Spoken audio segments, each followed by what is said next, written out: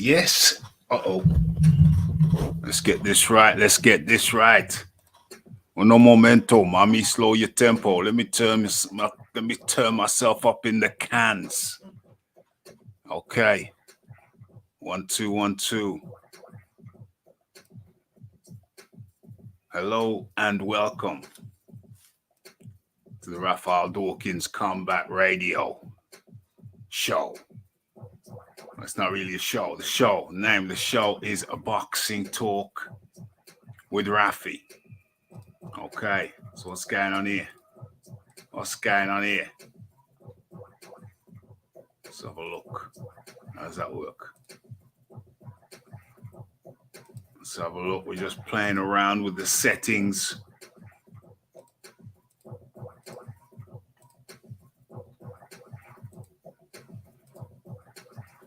Okay. So, let me just get my screen right. Let's get the screen right. Okay. Let's bring that up. Boom. Where are we? Where are we? Let's stop sharing that.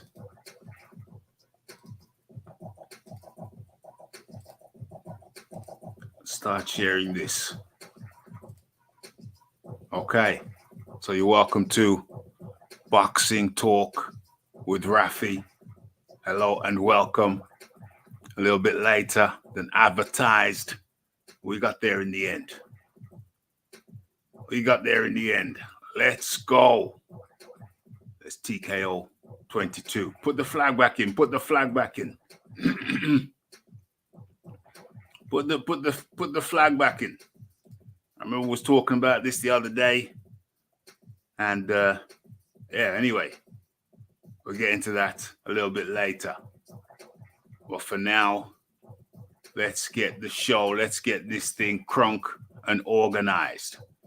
Okay, so what's on the menu for today? Hope everybody's had a good weekend. Could have gone live Tuesday. I thought, nah, let's get it in. Let's get it in early. Let's do this thing early. So we got the main topic.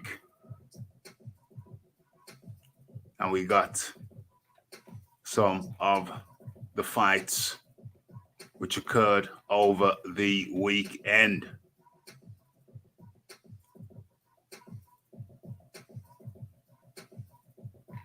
Okay, all right. Just looking through my list. Through my list of TTDs. Okay, we got that. First of all, let's have a look in the chat, see what's going on. Okay. Philip Khan Roberts, he was in here nice and early.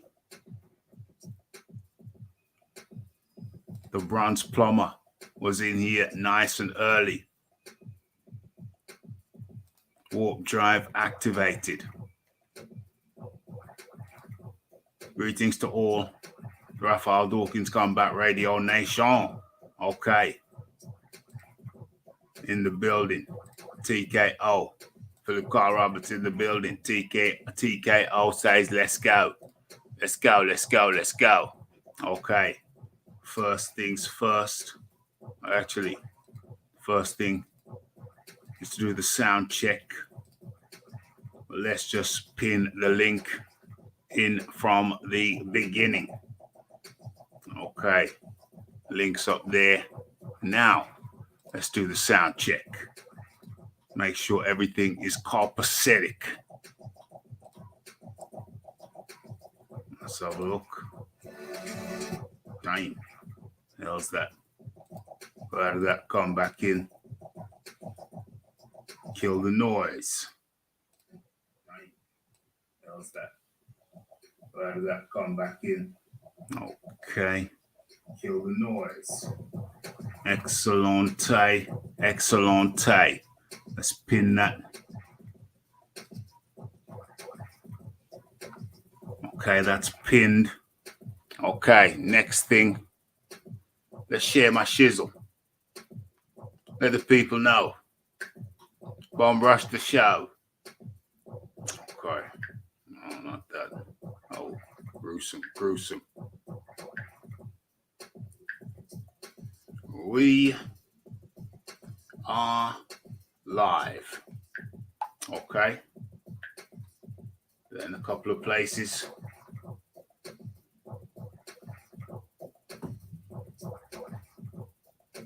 Okay. So, where do we begin? Let me find a starting point.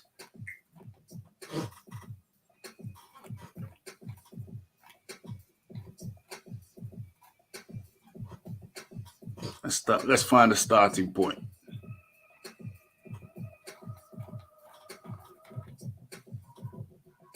Okay. Let's do that again.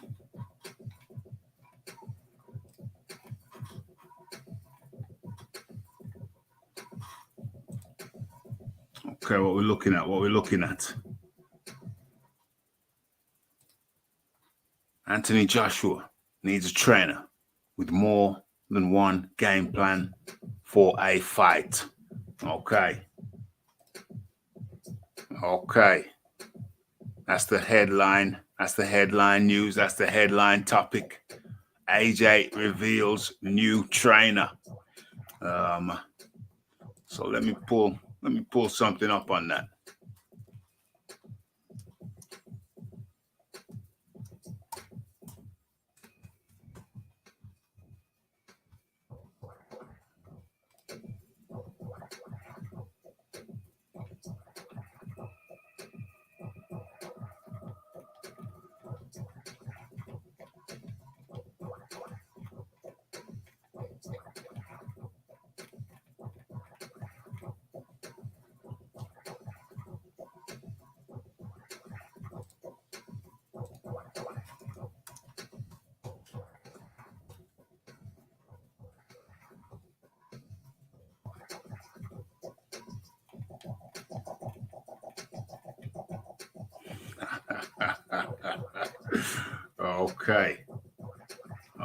Okay. Where do we begin? Okay, let's go. Let's go with the mail online. I don't like the pop-ups, but let's do this. Okay. Stop sharing that.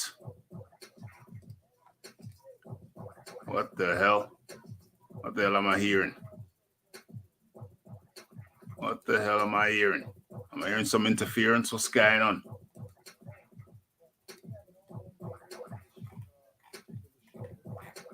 Where the hell is that background talking coming from?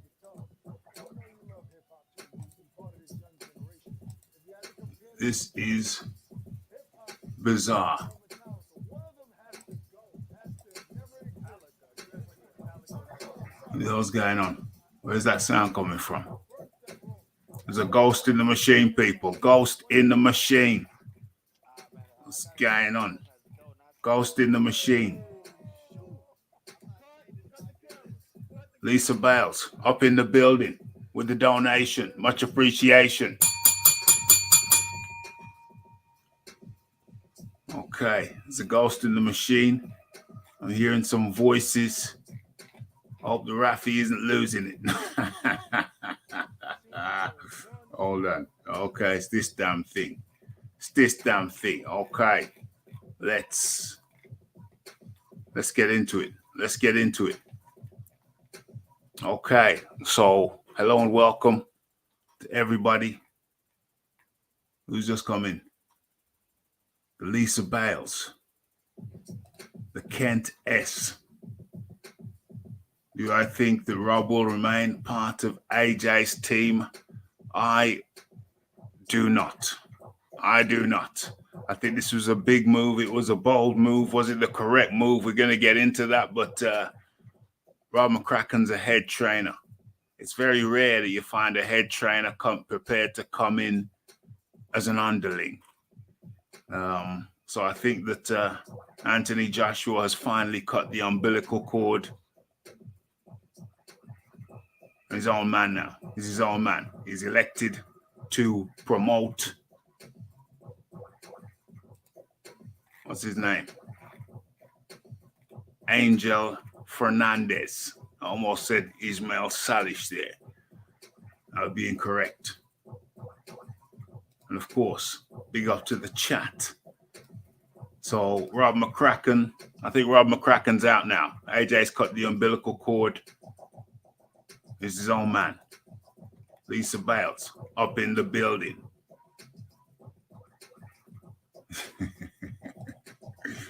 Yes. Kieran Betts up in the building. Yes, yes, yes.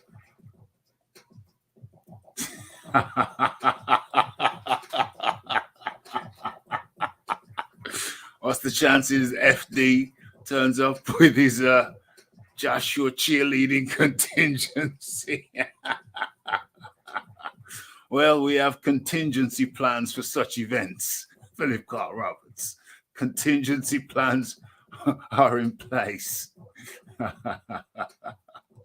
Big brother watching, listening in to the Raphie Dawkins Combat Radio.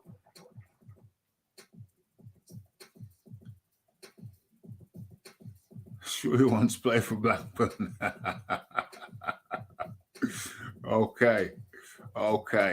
So let's get into this. Okay. Happy that you could all join. So let's do this thing. Hold on. Have I done what I'm supposed to do? Yes. Okay.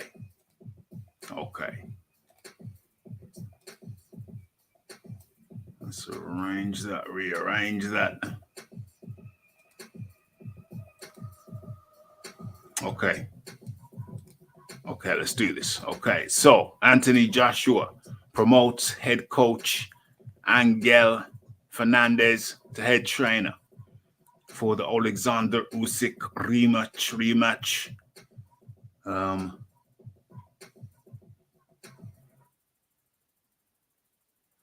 With the Brit encouraged to ditch his corner team after losing his heavyweight titles. Okay. So there is the man, Angel Fernandez. Okay. Let's have a look.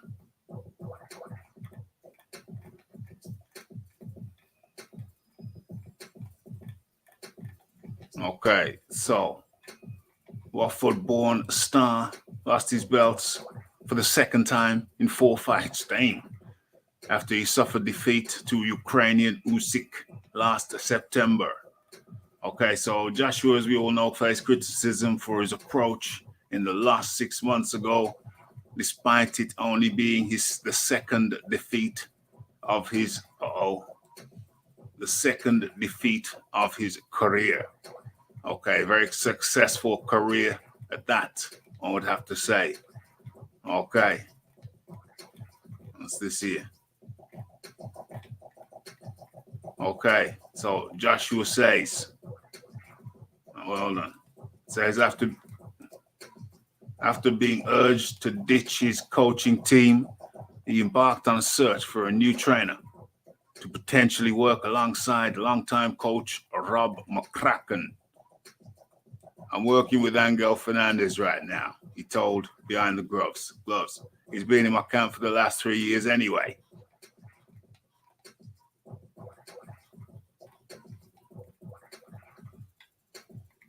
Okay, so his promoter and Matchroom Boxing boss Eddie Hearn previously admitted he thought it was time for AJ to move on from McCracken's Sheffield Olympic boxing headquarters up there in Sheffield. I feel it might be time to move on from that environment, because when you've been there since you were 18 and you go into Team GB, and Anthony Joshua is everywhere. He's like a god. He's like a god up there. There we see Angel Fernandez.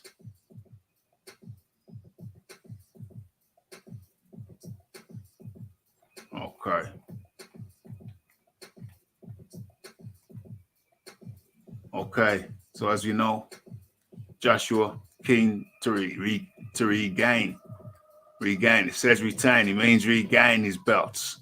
But the fight is in doubt. The rematch is indeed in doubt, with Usyk currently in the Ukraine.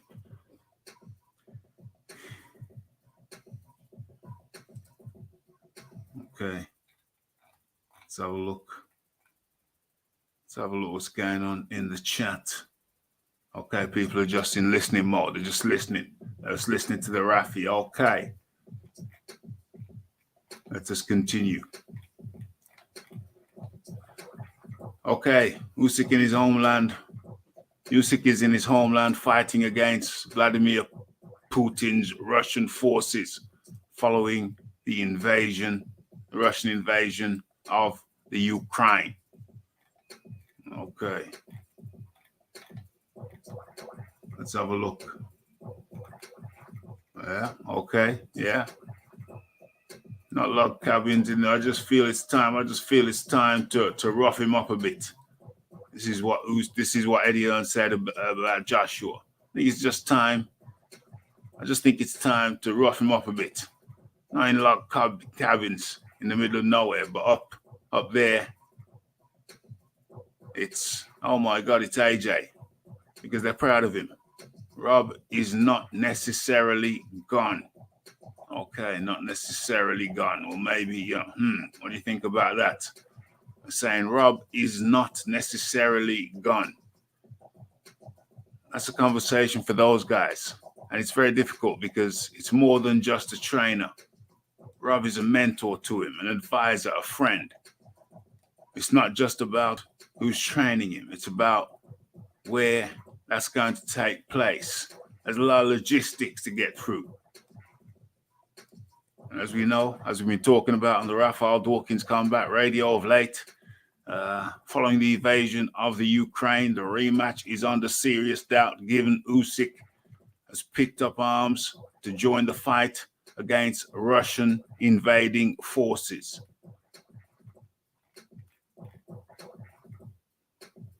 So we talked about that multiple times over here at the Raphie Dawkins Combat Radio. TKO 22 says Team JB Boxing Gym up there in Sheffield is not designed for pro boxing training, in his humble opinion. Yeah, there's definitely an argument to suggest that. What's going on? What's going on?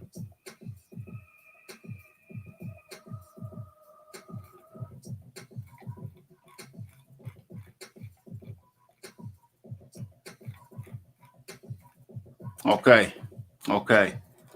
So let's get into this.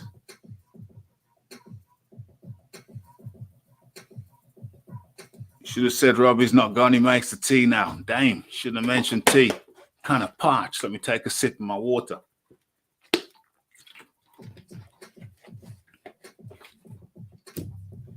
Okay. What's this? Will AJ have the courage to face his greater fear? The bronze bomber?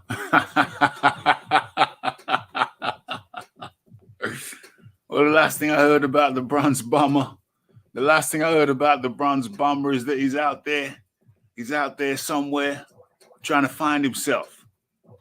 The bronze bomber's talking about going to the Peruvian jungles and the jungles of Brazil, the rainforests of Brazil, and going to one of those camps, one of those camps where they take ayahuasca, the substance that many people said opens their minds, open their portals. It opens their portals and makes them see the light, makes them gain wisdom, gain knowledge, gain an understanding. So the bronze bomber is in no fit condition to be in the ring right now. He doesn't know who he is. He doesn't know what he is. He doesn't know what he wants to do. He doesn't know where he wants to go. He's talking about taking kind of hallucinogenics to show him the way. The bronze bomber is so lost right now. He's talking about taking hallucinogenics to show him the way.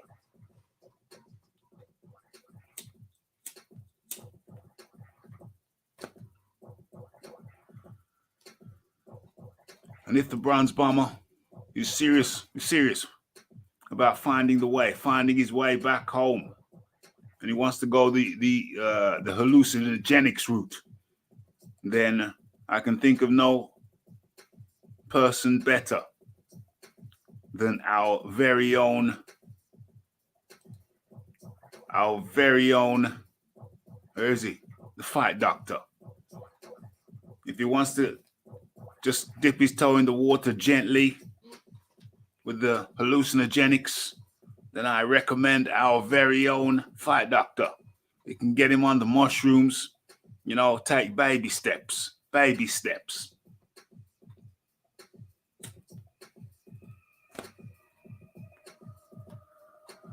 Baby steps. Forget about the poppers. That won't get you there. Forget about the poppers.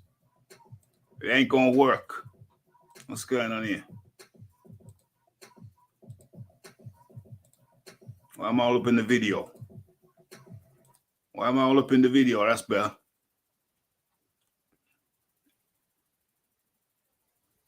He's got to open his third eye. He's got to work on his pineal gland. That's the third eye, the pineal gland. So Deontay Wilder, he ain't in this right now. He's trying to find himself. He's got his trainer Malik Scott. I guess they're still trying to gel. It's been, I don't know, he's probably somewhere bench pressing 350 pounds by now. Probably trying to bench press Tyson Fury off him in his sleep.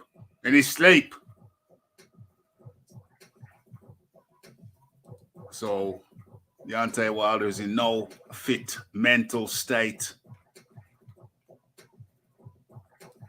Popping poppers. I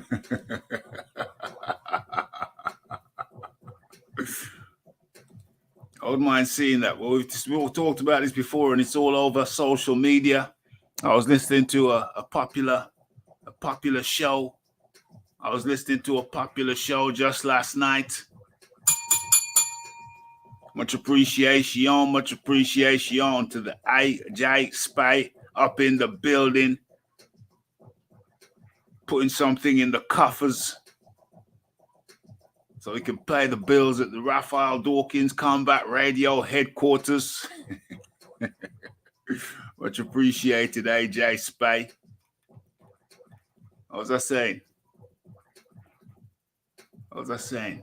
Yeah, probably trying to bench press 350 pounds off him. Needs to open his pineal gland, open his third eye.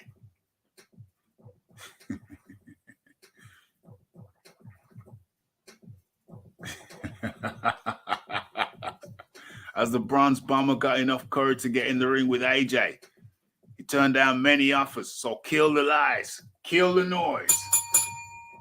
Yeah, turned down over 100 mil. Some say 120 mil. 100 mil for 3 fights. Madness. Told Tyson Fury that I fought you. I turned down more money to fight AJ. To fight you. I walked away from the bag to fight AJ. To fight you. You know what I mean? Remember that?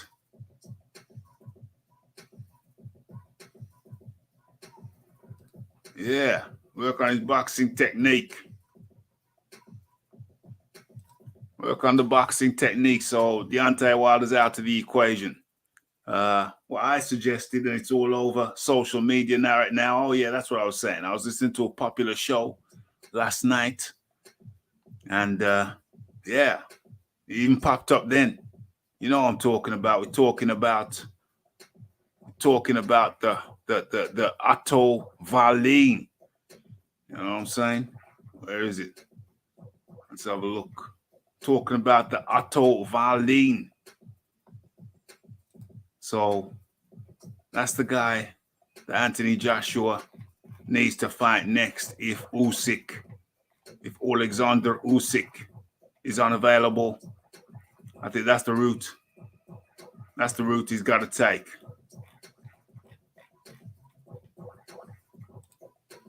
Otto Wallin should be, if Alexander Usyk, the southpaw, is not available, then Joshua should go the Otto Wallin route.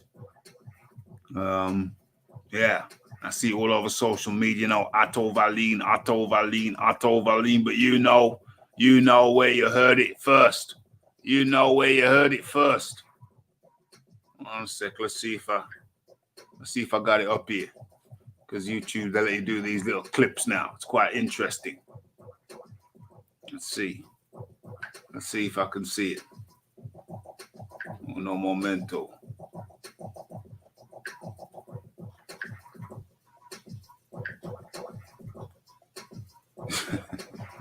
Let's see if I can see it. Okay, hold on. What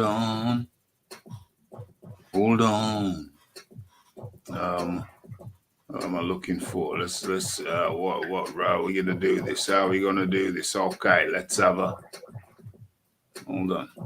gander. Let's see if I can pull it up.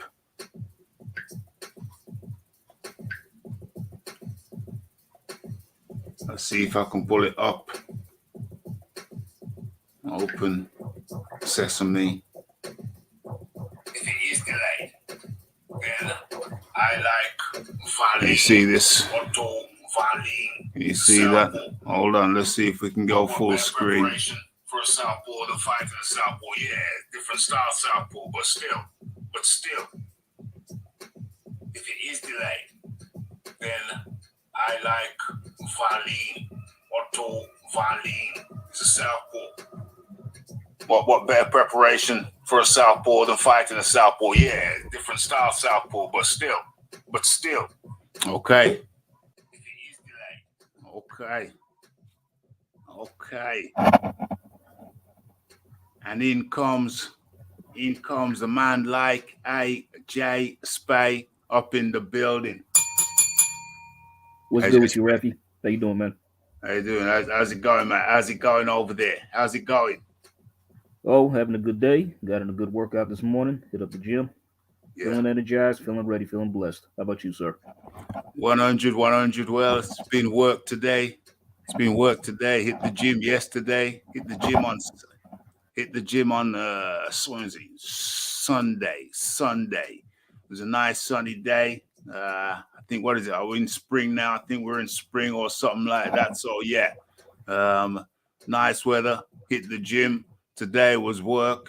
After work, got a little bit hectic, and hence why the show was a little bit later than advertised. But we made it. You know, we're here feeding the people. So it looks like Anthony Joshua has got himself a new head trainer by the name of Angel Fernandez. Now, to my knowledge, this guy's always been a part of his team. Am I correct? He's always been aside for the last 3 years. Got it. Okay, and he chose to go with this guy. Boy, this I don't know honestly how to respond to that. I mean, what did he go to the U.S. for? And wasn't he trainer shopping for like a few weeks or months? He was. And he chose nobody. I mean, he could have at least picked one guy. You think one guy would be a good enough fit for him? Yeah. But he instead, I mean, honestly, that was a waste of time. Then, really. Well, I mean, if he was going to do this, he could have done this from the start. Really. Yeah, I mean, it was an exploration. So I guess if you say, AJ, that was a waste of time, I guess he would come back and he'd say, well, I had to go and explore. And we don't know. We don't know if there's going to be still some collaboration. I would imagine there's still going to be some collaboration with an American trainer. I imagine so. I hope. I seriously hope. Yeah. You know what I mean? Because I just don't see what this Fernandez guy is going to teach him to do anything differently in a rematch as opposed to what he did in the first fight. Because I think I know the approach he's going to have to take. I'm not a trainer myself, so who am I to judge? But I mean, but it's just it seems the approach that most everybody's saying is that he's just going to have to really bite down on his gumshoe and get aggressive with Usyk and just try to steamroll him. But Yeah. then again, that could backfire on him too, as we as I'm sure you probably heard several times. So what's your take on it, Raphie? What do you think he should do? Well, I think he should do Anthony Joshua. What I think he should do, I think he should have. That's a good question. Which American trainer? Well, I think he should have had. He would need, even if he has an American trainer, if he's not out there full time, he would still need to be working with someone over here. Mm-hmm. So I imagine that he's still going to be working with an American trainer. Which one would be ideal? Which American trainer would be ideal? Well, that's a damn good question, because that was a topic at one point. I haven't thought about that topic for a long, long time. So damn, okay, let's try and work it out then. Let's try and work it out. Which American? Oh yeah, I remember now. I remember my argument was Joey Gamache. Joey Gamache, the guy who trains Otto Wallin. Mm-hmm. He's got a very good history. He's very tactical, very technical, and he was my choice back then. We were talking about it, we were thinking about it. Joey Gamache, that was my choice. Joey Gamache, go with Joey Gamache. Very tactical. He's a thinker, and I think that's what Joshua needs, a tactical thinker. I think that Rob McCracken, he's a part-timer with Joshua because he works for Team GB, the Olympic team. That's his full-time job as an amateur trainer. Anthony Joshua needs a full-time pro trainer. I say when he's an American, go with Joey Gamache. That's my choice. Also, Buddy McGirt came to mind as well for me as well. Buddy McGirt as well. Yes. He was on the short list. Yes. Buddy McGirt as well. Buddy McGirt, Joey Gamache. Them are my top two picks. We haven't talked about this in a long time, so we're gonna have to start thinking about it again. So what are the people saying? What are the people saying in the chat? Let's get some opinions. Let's have a listen. Let's have a look. Andre Pennant, Adari Pennant, up in the building. What's this going on? Anthony Joshua versus Luis Ortiz has a stay busy fight. Luis Ortiz won't get in the ring with Anthony Joshua for love nor money. No, absolutely not. Absolutely not. He ain't getting in there for love nor money. Right, but let me tell you this: if let's just say hypothetically, this won't happen. But if Luis Ortiz was to fight Joshua next, that's the end of his career. Yeah. That's his last fight. Yeah, then would be Scud. Then would be like Scud missiles to his dome. That would be cruelty. That would be cruelty to the aged. Luis Ortiz.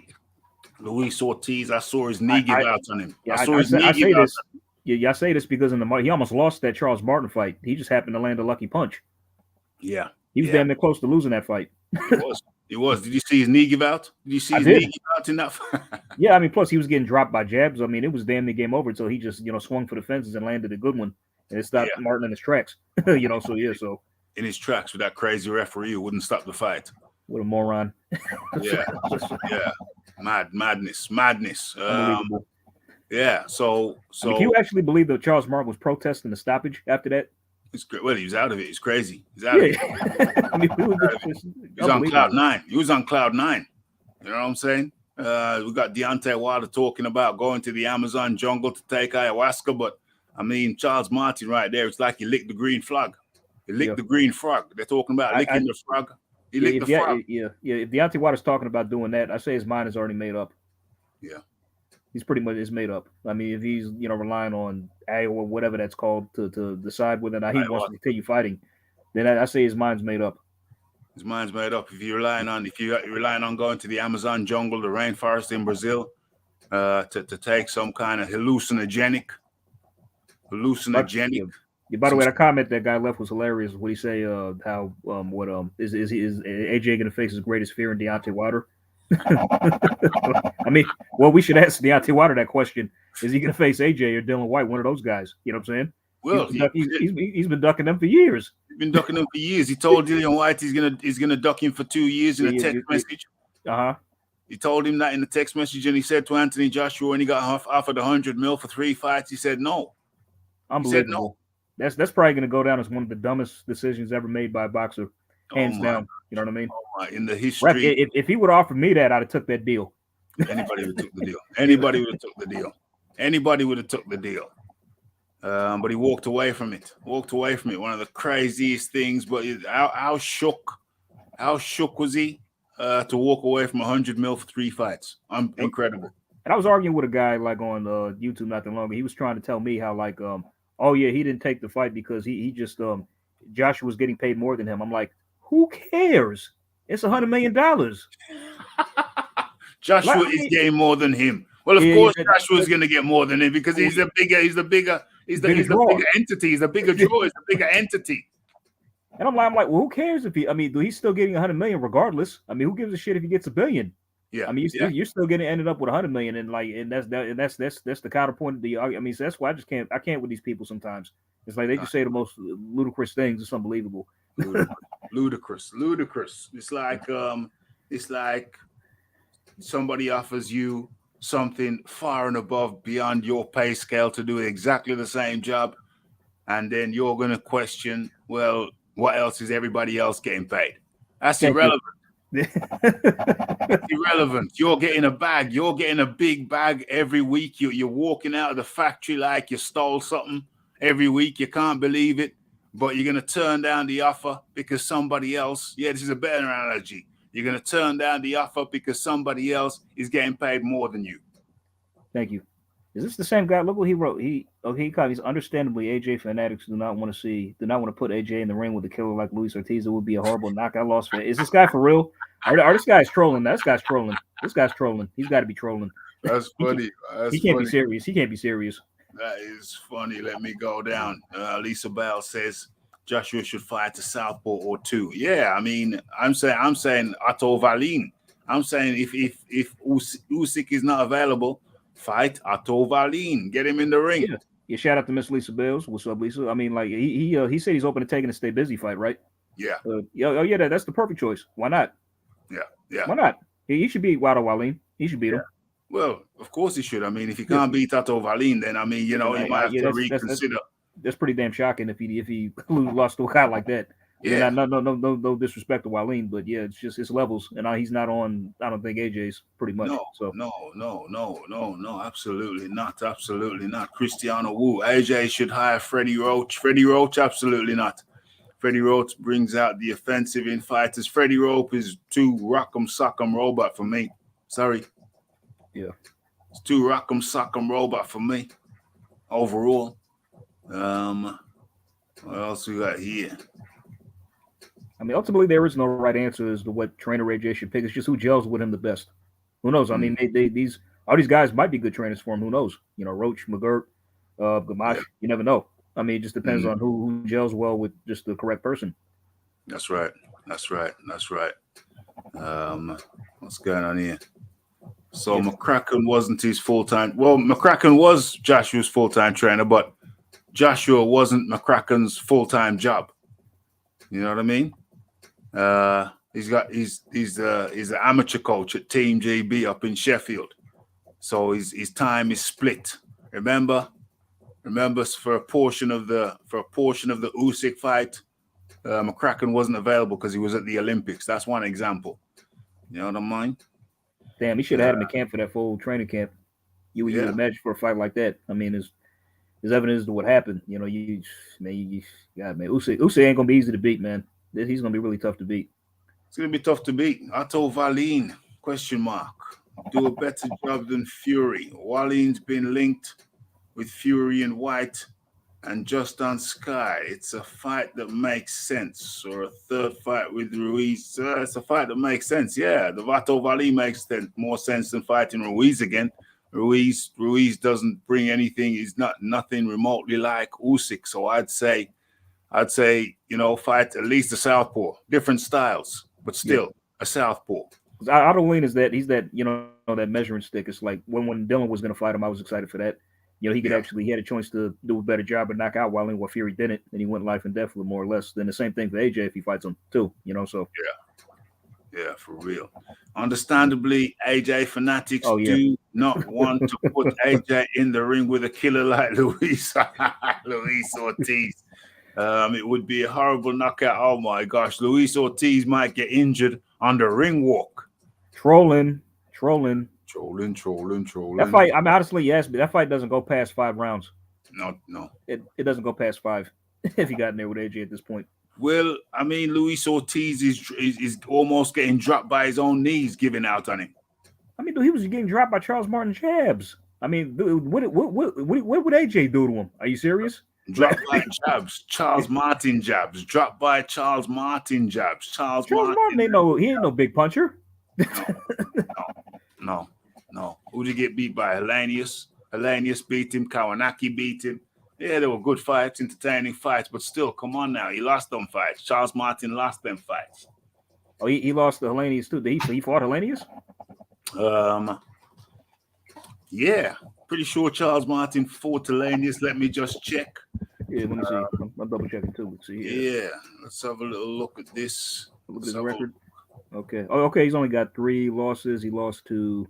Okay, so he lost to. Okay, so Anthony Joshua. That was his first loss.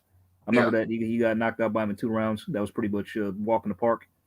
Then after that, he lost to Kanaki on points, and his third loss was to. He never fought Hellenius. Okay, so he only has 3. Yeah. Okay. Oh, he never fought Hellenius. But Adam Kanaki lost to Hellenius twice. I remember that. Yeah, that's right. That's probably what it was. Yeah. So that's right. So who's the third person? Anthony Joshua. It was Joshua, Kaunaki, and Luis Ortiz. Okay. Yeah, he never fought Kaunaki. I'm thinking of Kaunaki.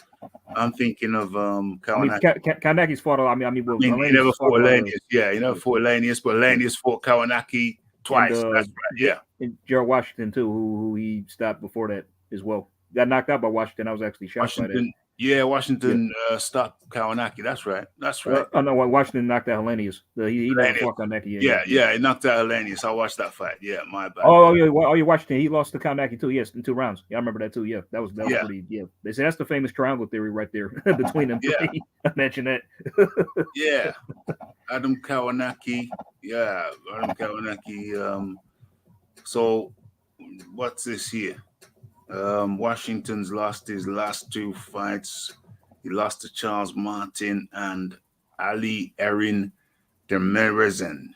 Yeah, that was on the undercard of Ortiz Martin. That was on the undercard. Yeah, that was pretty bad. I think he probably needs to hang him up after that. Yeah, that's rough. That's rough. Losing to that guy nobody's heard of. That's rough. That's rough out there.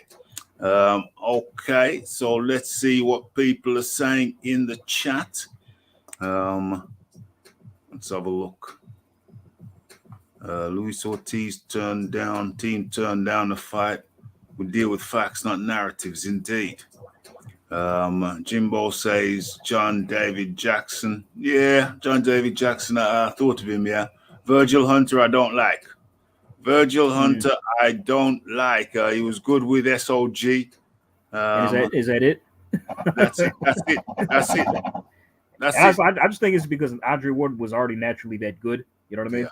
I think if he was with another trainer, he still would have had the same level of success. Yes, I think so too. Because I saw him. Who's over there? We got Boatsi. Boatsi's over there under Virgil Hunter. He's looking good. He's looking good. Well, his fight with who was that? Who was his fight with? He had a fight with some kind of Eastern Bloc guy, and that guy was giving him hell.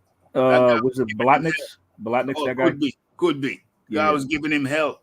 And the thing that discouraged me was that when Boatsi came out, he had his hands down, all in the wrong position, too low, then too far out. And I thought to myself, hold on, you've been over there with Virgil Hunter, and you don't know where to hold your hands?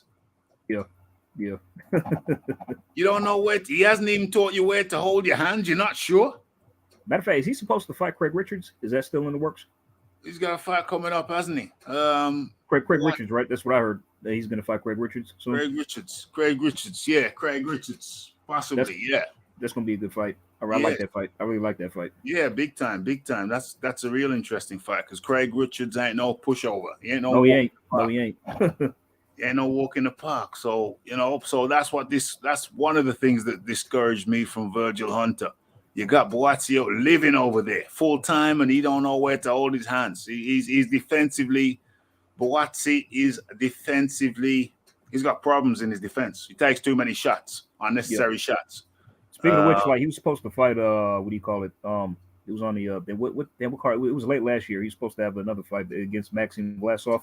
That was announced. It's a good thing, and it's a good thing that got called off. That didn't happen because after I think it's honestly, he'd have lost that fight. Vlasov would have beat him. I think so too. That was a big step up. I'm like, what the hell is he going to fight this dude for? Are you serious? Yeah. I thought that was crazy. But fortunately, after the upsets in Sheffield, I think Eddie literally got spooked. He got terrified. Yeah. And then he's like, and rightly so. So yeah. And rightly so. I thought, what the hell they're putting him in with this cat for? He's gonna lose. Because he beat Joe Smith. I don't care what anybody says. He won that fight. Yeah, he did. I saw. He got robbed. He got robbed. He did. So let's have a look what people are saying. Yeah, he needs a full-time trainer, 100%. 100%.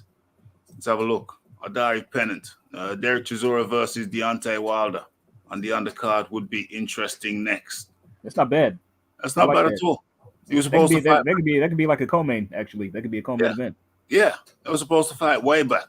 Let's talk about Deontay Wilder versus Derek Chisora, but never came off. Derek Chisora was up for it, but let's say that Deontay Wilder didn't like the fight. Not surprising. Not surprising at all.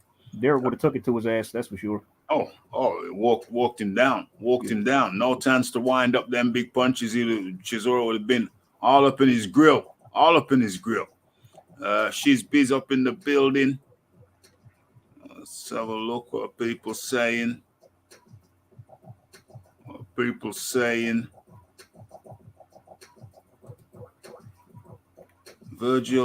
was SOG since he was a kid. He groomed Ward. Yeah, I think he's his godfather actually too, right? If I'm not mistaken. I think he's the guy. He's actually his godfather. Yeah. Okay.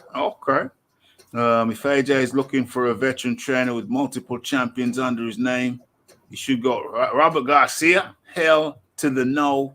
To the no. Does he beat the Reynosos? They got champs. So. Yeah, although Ryan Garcia left and he said that Reynoso didn't train him. Okay, right. Wasn't training him. Yeah, so he says. That's not what Canelo saying. So it's not Canelo saying something different. Yeah. Will Wallin be a good interim fight for AJ? Absolutely. Yep, I agree. I believe so. He's a southpaw. He's long. He's rangy. He's got Joey Gamage training him, so he's gonna go. He's gonna come in with tactics. You know what I'm saying? So I think that's it. Mainly he's a southpaw, not the same style as Usyk. Although nobody's got the same style as Usyk, hardly anybody. Certainly not a heavyweight. But yeah, he's a southpaw first and foremost. He's gonna come with tactics. And, Joshua is going to be fighting a southpaw after that. So, yeah. So, bring it on. That's getting all around social media, Joshua needs to stay busy. I mean, he's been very inactive for a while, Yeah. He needs to turn it up. So, yeah. Joshua, new trainer. The jury's very, very much out. I mean, people are kind of negative about it, and I understand why. Where's the experienced trainer? Where is the experienced heavyweight trainer there? I mean, I don't think this is the final piece of the jigsaw. I just think it's part of the puzzle. I think he's going to have he's going to get a head trainer. I think he's going to get an American trainer to work alongside Angel Fernandez, but that is yet to be See, that's just me. That's just the Raphie speculating. I hope so. I Yeah, really do. I certainly do hope so. I certainly do hope so. What's this? What's this headline here? Anthony Joshua confirms Angel Fernandez's new trainer and would take interim fight if he has to wait for Alexander Usyk. Would take interim fight.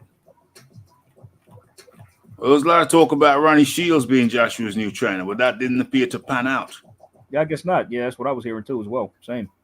Yeah, that didn't pan out.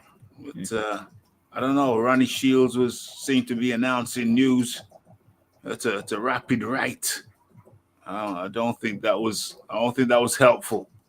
No, I think he was really he was kind of putting a lot of business out there.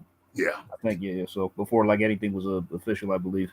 Before anything was official, before anything was formulated.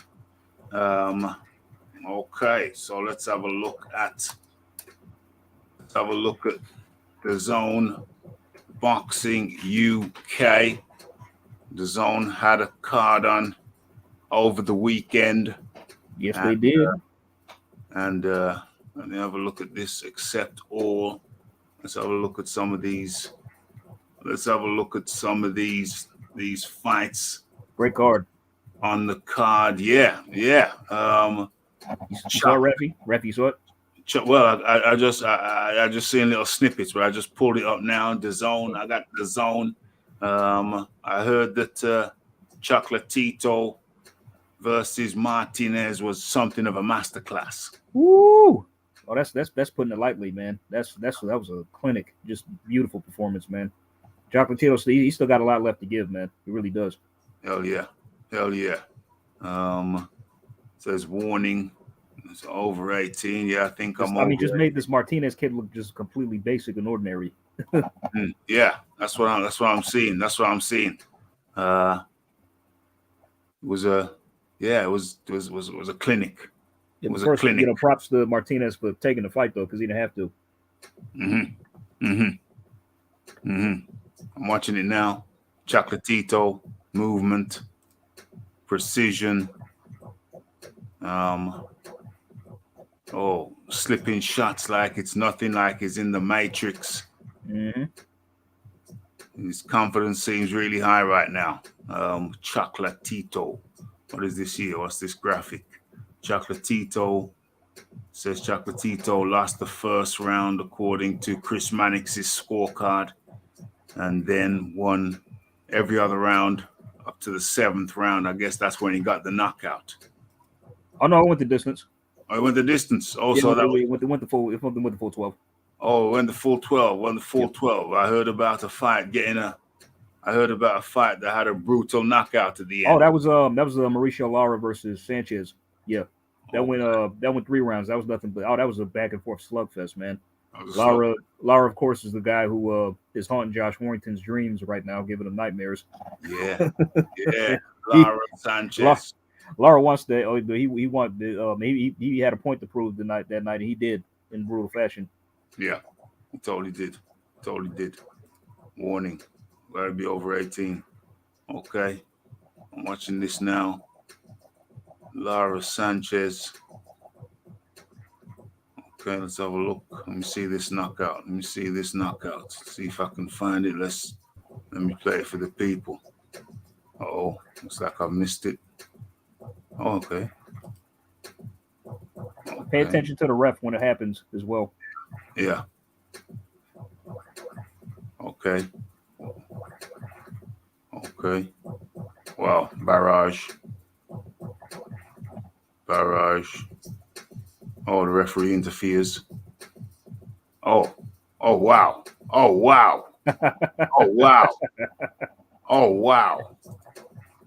That was brutal.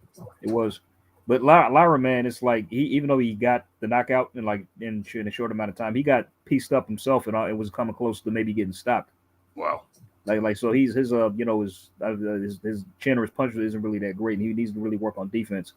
Yeah, he does. So because he got touched up by that other guy too before he got the stoppage.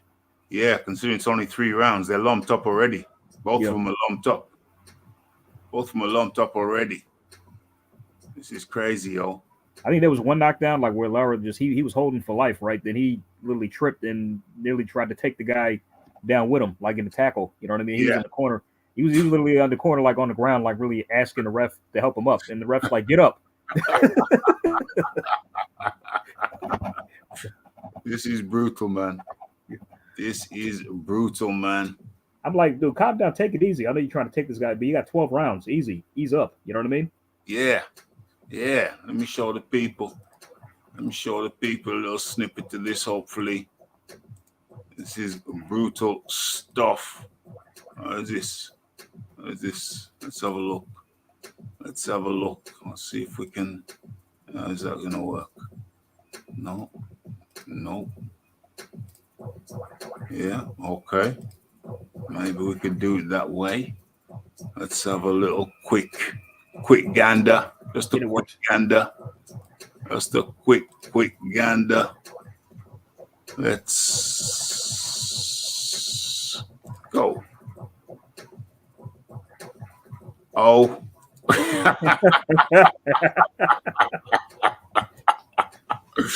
OMG. OMG. Not gonna risk playing that again, but that you saw the look on dude's face when he got up. He's like, where's the license plate of that boat that That was crazy, yo. That was crazy. Well, I'm not gonna risk that again. Okay. Let's talk to me about the Chocolatito fight. Talk to me about the Chocolatito fight while I watch it in the background. I'll have a little gander. Just round one, they felt each other out a bit. Then at the end of that round, Chocolatito just pretty much he started to open up and he won that round for me. I mean, my round was I scored it myself. I gave all rounds to Chocolatito, man. Just a masterclass of clinic, a beautiful performance, just complete domination from start to finish. And it's like just you know how Chocolatito could just beautifully I mean, honestly, he's probably one of the best inside fighters like I've ever seen. I mean, just his ability to stay in the pocket and just trade and not get hit clean himself by just blocking and slipping punches and catching punches with his gloves and just countering and catching and shooting. Totally. Like it's really just it's great stuff, man. It's great stuff. I mean, he's a rare generational, once in a lifetime talent. You know. Yeah. He really is, and honestly, it's like it's a shame because how he got robbed. He got robbed in that Estrada fight last year. You know, there a lot of people thought he won that. Yes. And this was supposed to be it's supposed to be the rematch, but Estrada COVID symptoms, he pulled out, and it's like it's just a shame that he just had to kind of have this fight in the interim. But we just got to see another testament that it's just this guy's greatness and brilliance in the ring. He's special. He's very special. It's how he, like you say, how he fights on the inside there, and how he slips multiple shots and comes back with his own counters. I mean, it's crazy. Plus, as the fight went on, like Martinez was getting more and more frustrated. Like, there's nothing he could do, nothing at all to adjust. You know what I'm saying? Yeah. And it's funny, Chocolatito, just his cornerman was telling him, talking about like, you got this, you know what you got to do. I ain't got to tell you nothing. Yeah, I'm watching the replays right now. Anybody who didn't see this, mind you, everybody's got the zone. Surely, everybody's got the zone. So there's no reason not to watch this fight. This Chocolatito, I was kind of preoccupied over the weekend, otherwise engaged. So I didn't really get a chance to see this Shiznix. Well, I'm watching it right now. Watching the highlights right now, and this is some beautiful work by Chocolatito. Beautiful work indeed. It's art and craft. Beautiful stuff. Okay, let's have a look to see what people are saying in the chat. Buddy Raphie, I'll be right back. I'm gonna step off for a minute. Be back. Yeah, man, that's cool. That's cool. So let's have a look.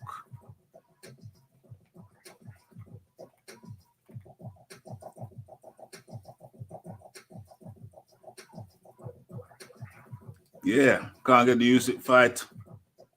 Wallin would be a good interim fight. Absolutely more. Okay, let's have a look. What about Anthony Joshua against Zan Kabutsky? He's a southpaw boxer, very good undefeated fighter. As a stay busy fighter. Yeah, I don't know, Zhang. I don't know what you're talking about. You're talking about that big Chinese guy, the Zhang guy. Did he not lose to Forrest? Did Zhang not lose to Forrest recently?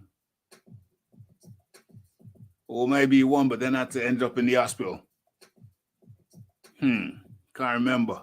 I was talking about somebody else. Brutal stuff indeed. Okay. So let me see what remains on my list. Chocolatito mesmerizes in dominant fashion to win over Julio Cesar Martinez. Yeah. Good stuff. We just covered that. All right, back, sir. Yeah, man, that's good stuff. That's good stuff indeed. Let me have a look. Oh, let me bring this one up. Should I bring that one up? We're going to talk about that. Have we not covered that? What you got? We got Hearn. Well, let me show it. Let me bring it up. Let me stop sharing that and start sharing. Is that it? But I just hope that Martinez is he'll be all right. I just hope that loss wasn't too brutal for him. He didn't take. I mean, because he did take a lot of punishment, but I just hope it didn't take anything out of him. He's gonna have to rest up. Because I got the replays going on in the background, and he needs a nice little rest. He needs to go to Israel and soak in the Red Sea. Is that the salt water? He needs to soak in that salt water sea, whichever one it was. Tough as nails, though, man. Tough as nails. Kid's Yeah. tough as nails. Yeah. He needs an Epsom salt bath. He needs to get them nutrients back. Needs a recovery holiday. Tough as nails, but just definitely take a little bit of time to recover. Take the recovery period seriously. What's this here? Headline. Hearn wants to know Alexander Usyk's availability for Anthony Joshua, the Anthony Joshua rematch. I think they're just gonna have to, just say that that's out for the time. There's a war going on. Yeah, I mean, is he clueless? I mean, is Eddie Hearn clueless? He's over there in the Ukraine fighting. I mean, come on now. I mean, everybody. Yeah. I mean, even we know this. I mean, what is he asking? I mean, yeah, he's fighting. So we want to get some kind of date. We want to get a roadmap. Let's leave Usyk out of it. Say Usyk's out for 5 months, and then get an interim fight going on. No, not for the interim championship. Nothing like that. Usyk keeps his titles. Well, let's just get an interim fight going on for Joshua. Your regular stay busy fight, they can make that. There's no problem. Just just get the contracts drawn up. Send Otto Wallin an offer. I'm sure he'll take it. Yeah. He was gonna fight Dylan White. Why wouldn't he fight AJ? So yeah. Yeah, he's gonna. Yeah, definitely. He kicked up a bit of a fuss though. When Dillian White pulled out with an injury. Kicked up a bit of a fuss. But maybe hey, chuck him a couple mil. Yeah, I mean, like AJ will pay him a lot more, but he's going to get a lot more money for an AJ fight than a White fight. So yeah. So he shouldn't have any complaints there. Chuck him a couple mil, $1 million or $2 million. But yeah, it would be nice to get. They're gonna have to make contact with Usyk. What's his manager? Krasuk. This is promoter. His promoter is Egas Klimas. And that's our manager. That's our manager is Egas Klimas. His promoter is the Krasuk guy, I think. So, okay. So yeah, Krasuk is his promoter. We need a date from Krasuk. Just say to Krasuk, listen, we're not rushing you. Everything's cool, but we just want to set up. If your man's unavailable. So I want to set up for a fight with AJ, for AJ in the interim period while your man's busy in a war. Understandably, he's busy in a war, so we're gonna let him fight. And in the meantime, we're setting up the war. And in the meantime, we're setting up a fight for Anthony Joshua. Don't worry, you keep the belts. It's not a problem. When you come back later on in 2022, hopefully. Later on the year, then boom, we get it on. But Joshua's got to stay busy. He does. He does. How'd you feel about that? Oh yeah, I agree completely. Yeah, it's just that I think Otto Willing's the perfect type of opponent. Southpaw, tall guy, gives give Fury a run for beer. Just perfect guy to stay busy with. Perfect guy to stay busy with. 100%, 100%. What's going on? Zan Kozobutski. How do you pronounce that? Kozobutski. Yeah, that's my guess. I'm not going to Yeah. try. I'm not going to try. Do you know this cat? You heard of this cat? I don't know him. No. Who's he talking about? Why do you bring him up? It's some cat. It's a southpaw from Kazakhstan. So he reckons he's Was he a boxer? reckons, yeah. Oh Yeah. Oh, Never heard of him. Never heard of him either. Yeah. Never heard of him, and Adari. You know, when they set up the shows, they like to have a name that people know. Yeah, the general Joe Public knows. No Joe Public hasn't heard of Zan Kozobosky from Kazakhstan. So that's a terrible for ticket sales. If you don't like selling tickets, then get Zan Kozobosky from the Kazakhstan. Yeah. I mean, regardless of that, if let's just say AJ was to fight this guy, it still will sell. I mean, people will still show up. People still show up, but who the hell is he? Yeah, who the hell is he? Yeah. I mean, you do need somebody with somewhat of a name. Somebody with name recognition. You want to sell tickets, you want people with name recognition. It's not rocket science. You know what I'm saying? Andre, you should know it ain't rocket science. You want to sell tickets, get somebody with a damn name. Who the hell's going to be, thinking about Zan Kozobosky from Kazakhstan? Come on now. Same with Loma. He's off the table. He's over there as well. So. Oh yeah. Loma's off the table too. Hold on. Wasn't he in the running for Kambosos? Yeah, WBO ordered the fight. They did. Oh wow. Yep. That's not the case now that he's off in the Ukraine. So that's probably not going to be happening anytime soon. So who the hell's the next favorite for Kambosos? Last I know, Lou DiBella tweeted that they selected an opponent. I believe they got one in the works, and I think the June is the target date. And he said that people are going to be very surprised by the choice. So I'm like, oh really? So I'm wondering, could it be Devin? Or could it be Ryan? I think it'd be more likely to be Ryan than Devin. Well, Ryan's fighting next month, so unless he's going to have any, remember he's fighting Emmanuel to go next month in April. Yeah. So I think Ryan's off the table for now. I mean, he's fighting. He's having a fight next month, April 9th. So. So it might be Haney. Maybe. I mean, I'm open. I'm crossing my fingers. I would like that, bro. It seems too simple to be true. Yeah, I mean, it's like this should have been done by now. I don't know why it's taking so long. I mean, they agreed before after fight they get this done. So I don't know what the problem is. Hell yeah. Who's this? Abramovich? Please hit the like button, Abramovich. Roman. Yeah, that says Roman Abramovich in Kazakhstan. In Kazakhstani. What's going on here? Won't be fair right now putting Usyk in the ring after all that madness. Exactly. It won't be fair. He needs to do what he's doing, handle his biz, and while AJ gets fight someone in the interim period while he's waiting.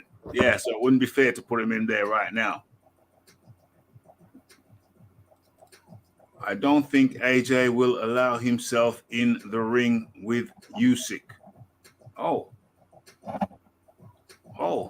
but he's already been in the ring with Usyk, though. What is it? Does it mean he won't take the fight him again, or what's he talking about? Yeah. I mean, he obviously activated the rematch clause, so that clearly says he's going to fight him again. Yeah. I'm not understanding that. So we got some cats popping jokes up in the chat trolls tonight. Still possible. What's going on here? Haney, I got the WBC title. Kambosos has the rest of my belts. Let's just make it happen.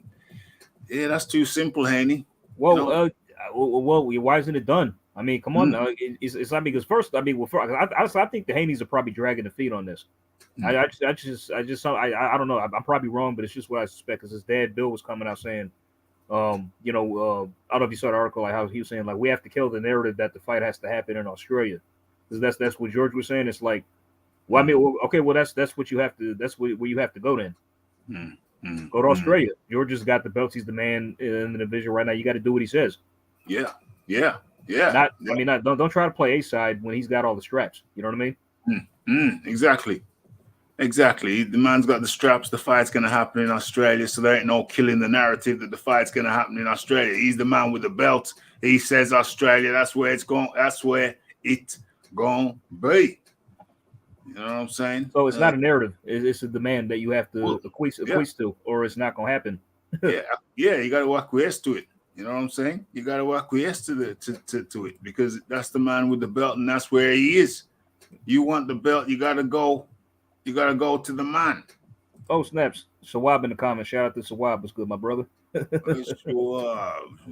Oh, there he is. Yes. Shawab boxing up in the building. He's followed me on Twitter. I'm on there on Twitter.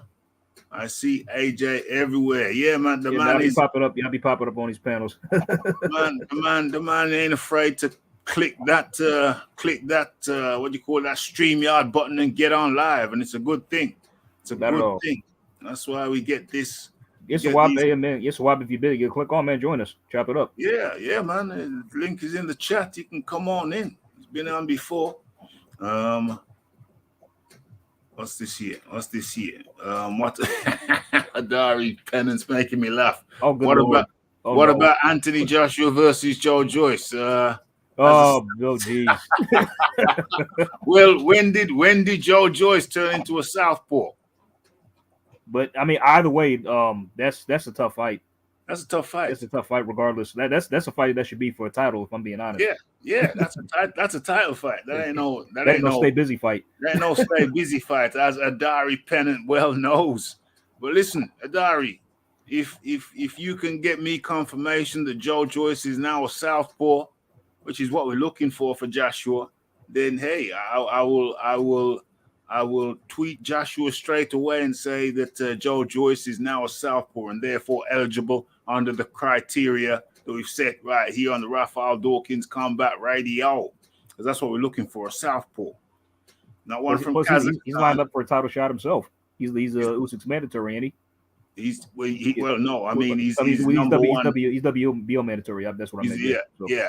Well, I think so, but I think he may have to have one more fight to confirm himself as the number one. They were talking about him fighting Joseph Parker. Okay, because I thought when he beat Takum, that was pretty much confirmed. Yeah, I thought it was. So did he know he has to have another fight to line himself up? Well, apparently he has to. The winner of this fight is the WBO. Is it the WBO? WBO, yeah. Okay. WBO. I believe so, but if I'm wrong, people feel free to correct me. But I believe that's the status quo right there, because they were talking about him fighting Joseph Parker to be number one, to be the number one contender. Although he might be the number one contender, but there's mixed feelings, mixed messages, mixed emotions. I mean, there was talk that Trevor Bryant was supposed to be fighting Daniel Dubois. Then there was talk that no, he doesn't have to fight Dubois. He's gonna be the WBA mandatory. But now, which didn't make sense to Usyk, which didn't make sense. But now it's gone back. Now it's been confirmed now that Trevor Bryant will have to fight Daniel Dubois. Daniel's gonna knock him out. Yeah, Daniel's gonna knock him out. That's what I think. Yeah. I mean, I don't know. What's the alternative? Trevor Bryant knocking out Daniel Dubois? Can't see. If that happened, I'd be shocked. Really. Yeah. I really would. But yeah. I see no way. I see Daniel Dubois winning that fight by a knockout. I don't see any going any other way. I really don't. Brutal knockout at that. Yeah, highlight reel stuff. I'm guessing. So. Yeah. Now he's been with Shane McGuigan for a minute, has he now? So yes. Yeah. So if anything, I'm sure he's pretty much learned a lot of stuff, or probably improved, hopefully. So yeah, because he got rid of Mark Tibbs. Mark Tibbs. He was with him for a minute. But when not for a minute, but he was with him for a short time. It was Mark Yeah, Tibbs. before that it was the Bowers brothers. The Yes. Bowers. Yeah. Bowers. Martin Bowers, right? Yeah. They got a rich, interesting history outside of boxing. I won't go into that.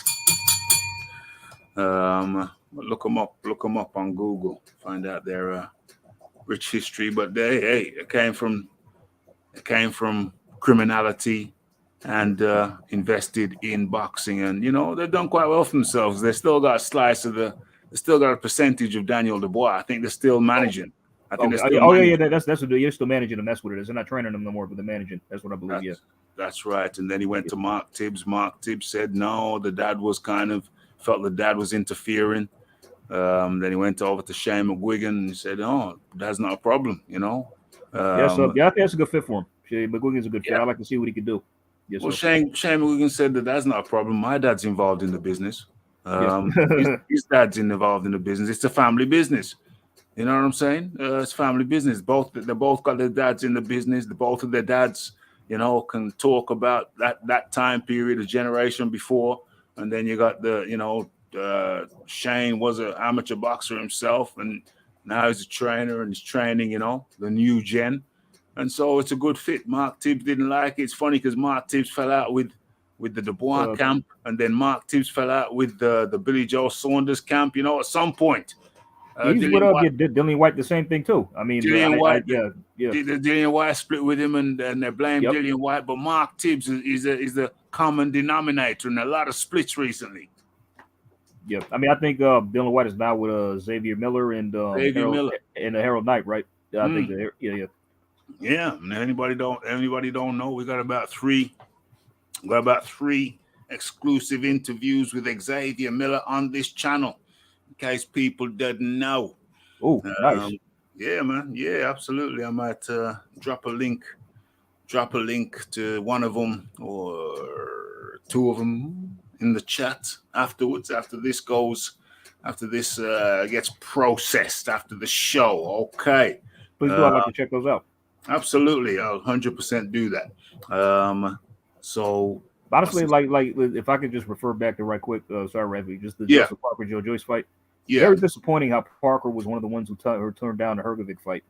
Very disappointing. Because I had him beating Hrgovic for what it's worth. So yeah. Well, me too. I had him beating Hrgovic, but they turned it down. I mean, it's just thankfully Zili Zhang, he took the fight. He's about to get absolutely smoked. Yeah. I'm sorry. But I mean, but at least he had the guts enough to take it. At least he had the gonads. At least he had the minerals. At least he had the stones to step up to the plate. And I'm very disappointing in Joe. I think maybe he's been getting paid too much money now. He's turned like a bit of a pooch. The thing is, like, okay, you beat him in this eliminator. Okay, you guaranteed your shot. Guaranteed. With the IBF, guaranteed. So it's like you get past this one hurdle. Yeah, you're good. I mean, and it's just unbelievable. He's been in the ring with guys like Dillian White, Anthony Joshua, Andy Ruiz, guys like that who would probably I attack him as well, like guys who would probably beat Hrgovic themselves. Yes, you fought all those guys, and you won't fight Hrgovic. What's up with that? It's crazy. It's crazy to me. Fight Hrgovic for a guaranteed, mandatory position, number one ranking in the IBF, I believe, and he turned it down. It's it just shows me that maybe he's been paid too much, turned to a bit of a pooch. Here's what I'm saying. It's like it's unbelievable how they were going down the list of guys who were turning down. Okay, like all the guys who said no, take them out of the top 10 rankings and put them in the 20s. Yeah, absolutely. I'm perfectly in favor of that. Perfectly in favor of that. Because I'm going to. So you had Luis Ortiz turned it down. Then Joseph Parker turned it down. Then Andy Ruiz turned it down. Murat Gassiev turned it down. Them two as well. Then I think they finally got the Zhang and they settled on him. Yeah. I think more people turned it down as well. It was unbelievable. I couldn't believe it. You know what I mean? There's a big list. Yeah. Somebody accepted it. Oh, Tony Yoker accepted it. But Martin McCauley got in the way. Martin McCauley got in the way. Yeah. He blocked it. He blocked the fight. Yeah. So at least 2 people Yeah, accepted. yeah. So my bad, I forgot about Yoka. Yeah, yeah. Tony Yeah, took it, but my Mark McCauley messed that up because I was actually wondering about that fight anyway. I thought it mm, was scrapped or something, but now we know, I guess. yeah, So yeah. That's what happened. No rematch with Usyk, especially with what's going on in the UK. That's what I meant, Rafi. Yeah, no oh problem. yeah. That makes sense. That Yeah. makes sense. Yeah. That makes sense. That's one tough stay busy. Talking about the Joe Joyce fight. Yeah, Yeah, that ain't no stay that ain't busy no fight. stay busy fight, my friend. That's get ready. That's get ready to rumble. Let's get ready to rumble because Joe Joyce, is 36 now, so he's focused. He ain't messing around. He knows that every chance he gets, he has to optimize. So that's one hell of a focused guy. Unlike, oh, talking about focus. What was that thing that I read during the week, end of the week or the weekend? Who was it? Oh, it's Canelo. Yeah. Canelo said, we ain't seen Ruiz. We ain't seen Ruiz in the gym. Yep. Him too. He don't come to the gym no more. Andy Ruiz don't come to the gym no more, says Canelo Alvarez. How you like that? Talking about them pooches. They make a couple, good paychecks, and turn into pooches. Look at Joseph Parker now. Let's get a couple of He was good. actually at the Martinez Chocolatito fight. Okay, he's over there now. He's over there turning to get a couple of good paychecks, turn into a pooch. Look at what's his name. Look at Ruiz. He gets one good paycheck because remember he didn't get the second paycheck yet. He gets one good paycheck from Anthony Joshua, courtesy of care of Anthony Joshua. Man turns into a pooch immediately. I don't see him winning another heavyweight title. I'm sorry, if I'm being honest. He's a pooch now. Nah, I don't think he's going to pick up another belt. He's a pooch. Turned into a pooch. Like a poodle with. Did you see the Chris Arreola fight? Yes, abysmal.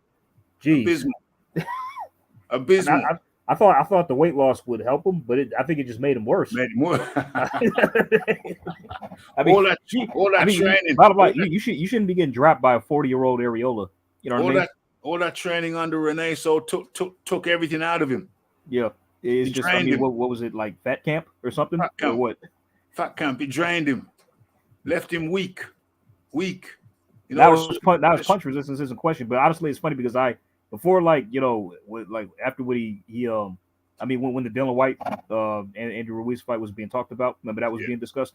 Yeah. But Ruiz turned it down. I was actually favoring Ruiz to beat White. Just because of just the stylistic matchup, the hand speed, and all that kind of stuff. It would have been a dangerous fight. It would have. For both guys. Anyway, I say that's probably a 50-50. But now, if he was to fight Dylan now, I got Dylan probably knocking him out. Yes. If he stays under Reynoso, because Reynoso, this cat Ruiz, he ain't used to hard work. No. He's just not used to talented. Absolutely. Matter of fact, I think Abel Sanchez used to train him, and I think after when he beat Joshua for the first time, Abel Sanchez he was being interviewed, and he automatically said, Joshua's going to win a rematch on points. Yes. And that's what happened. I read that. I read this on the show. It's on the show. He said that he talked about Ruiz not having. I think he was saying he's not consistent. He's inconsistent. Yeah, just not no discipline, right? Yeah, that's right. No discipline. He's just never had any discipline. He has ability and he has talent. He's been doing this since he was a kid. So he has ability and talent and he's tough. Yes, all of those things are true. When it comes to discipline, he's out of there. He said, "No, man, that's not me. I don't do that. I don't do discipline. That's not in my personality. It was like getting dropped by Anthony Joshua. That's one thing because I thought that he got him good, man. That was quite the left hook he took that put him on his butt. The first time he was dropped, he got up, shook that off, and then dropped Joshua in the next 30 seconds. Yeah, I did a live show. I said, "Don't run in, Joshua. Don't run in. Do not run in," because I think Wilder had fought some other guy. I don't know, was it Ortiz again or whatever? No, it was a quick stoppage. Oh, was it Breezle or something? I think Wilder had fought Breezle and stopped him in a round. Brazil, yeah, it was Brazil. Yeah, Yeah, one round. Yeah. I mean, 1 round, and I knew, I sensed that would be on Joshua's mind, and I said, "Do not rush in, Joshua." But I was totally right. He ran in because he had Wilder's And knockout. that's oh wow, that's you got to go because that's actually what he said Yeah, before. He said that he was trying to upstage Wilder for yeah, his U.S. debut, right? yeah. And it's And I like knew it. who cares about all that? I mean, Yeah, just win the fight. I mean, who just win the cares like fight. how many rounds it takes, man? Yeah, I but mean, I knew it. you already beat Brazil first anyway and took his Yeah, O. yeah. But I knew it. I knew that would be on his mind. I knew that would be on his mind because they even moved the Wilder versus Breezel fight. They moved it to he's going to be after, but they moved it ahead because they sensed the Wilder was going to get a spectacular win, and he did, and it was on Joshua's mind, and I knew it would be. And so when he dropped Ruiz, I knew what was on his mind. Run in there and finish him off so I look impressive like Wilder did. And what happened? Backfired in spectacular fashion. Boom. And I said, don't do it. I said, don't do it because I knew what I was thinking. I said, don't do it. And he did it. Ran in, boom, kaboom, kaboom. And it's ironic because, can I even say it? It's ironic because if Wilder versus Breezel, if they didn't move it ahead of the Joshua fight, what are the chances that Joshua doesn't run in when he drops Ruiz? Yeah. You know what I mean? Yeah, we never know, man. Yeah, we'll never know. Yeah, man. We will never know. We'll never know. Like, because honestly, I want Joshua to come back to fight in the U.S. again. You know? Yeah. I mean, why not? I mean, just because you coming out party, you just went to shit more or less. That doesn't mean you have to not come back here and fight again. Yeah, well, consolidate. What he's got to consolidate, get the win, consolidate himself as champion, and do a world tour, America included. Yep. Do a world tour. He's gone to Saudi. He's gone to America. UK. Come back to the UK. You know what I mean? Yeah. Consolidate the victory and then do a world tour, but do things strategically. I'm sure he'd sell out because, the first fight where Ruiz was a late replacement and he sold out the MSG. You know what I mean? Yeah. What's this here? TKO. If the shoe was on the other foot, I'm not sure how accommodating Team Usyk would be. Dang, that's a good point. That's an interesting point. Josie Parker wants an easier route to the title shot. Been like that for a while now. Has been like that for a while now. Let's have a look. Dr. What? Oh, okay. Paul Evans is supporting the herbal remedies. Dr. Herbal Remedy Paul Evans just popped in to say hello. How do you do? It was good, Dr. Paul. Yeah, that's Paul Evans, man. Paul Evans, Dr. Herb. Dr. Herb. What's this? Ruiz is training at home these days. He's at a buffet table installed in his home. People come and fill it up for him every day for breakfast. You have to question Ruiz's hunger. Dang. A buddy of mine, when the Areola fight happened, I called him to tell him what was going on. And I say, bro, Ruiz got dropped. He didn't believe me. Well, it's surprising. It was surprising. Yeah, he didn't believe me. I literally had to say it several times to convince him. I'm like, I'm telling the truth. He got. I'm like, oh wow, oh no, that's not good. I never expected that. I never expected Areola to drop Ruiz. Honestly, I was expecting Ruiz to knock him out. If I'm being honest. That's what I thought would happen. Can you imagine a future fight between Frank Sanchez and Joe Joyce? Frank Sanchez is very evasive. Oh boy, that's got born written all over it. You know what I'm saying? I mean, but it's just Joe. But Joe's not going to hesitate to throw. He's going to try to put pressure on Frank and probably force him to fight. Maybe. Yeah. So. Yeah, and then question is Joe is just so damn slow. You know, I mean, and Frank is relatively quick. So Frank is very quick, and Joe is not as slow as people think he is. He's not as. I mean, he's slow, but not as slow. Well, I say this every time. If Joe was so slow, how come he keeps popping fools in the face? That's true. That's true. Yeah, okay, yeah, he does have that laser-like piston jab. Yeah, So yeah. yeah, It's yeah, one of them things where you can have some people who are fast runners who look like they're running slow. yeah. It's the style. It's like Michael Johnson. Remember Michael Johnson? I think he was a 400 meters guy. Hmm. He used to run like he was leaning backwards. Yeah. Oh yeah, yeah, yeah. Yeah. He was hella fast, but it didn't look like he was running as fast as he was running. And Joe Joyce is similar. It's like he looks like he's slow. But I say, on a logical basis, if he was so slow, how come he's consistently smacking fools in the face? But the thing is, will he be able to hit Frank? Frank is very hard to hit. That's the thing. You know what I mean? Most people are going to have trouble hitting Frank. I mean, who's going to hit Frank? Yeah, yeah. I mean, all he's gonna do is move and run. I mean, Yeah. just for the most part. He's going to bounce off the ropes. He's going to lean back, then lean back a bit more, bounce off with a 1-2, and then he's going to be the other side of the ring. I give him props because he beat a Jogba. I actually picked Jogba to win that fight, so I give him actually props for beating that dude. But that match had a boring aesthetic to it. Yeah, yeah. Well, I like a Jogba, but I believed he wouldn't be able to beat Frank. It's just that highlight that he got. I mean, the highlight real KO he got earlier in the year just stuck out in my mind. Well, I yeah, mean, just thought that okay, Frank's he's gonna get slept. Frank, super elusive. No, yeah, but he owned the Jogba, man. He even dropped him once. Yeah, yeah.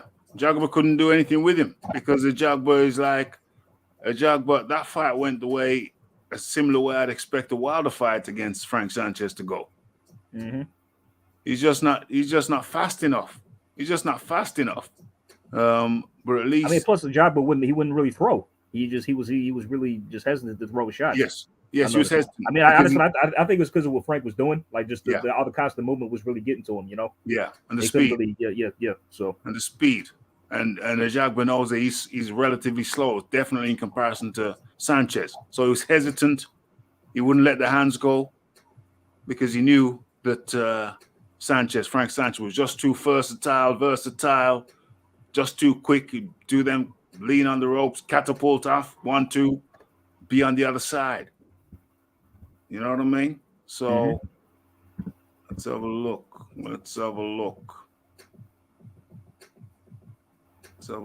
That stay hungry line from Joshua was a mind game going into the rematch. Stay hungry. It's my new title. Dr. Herb.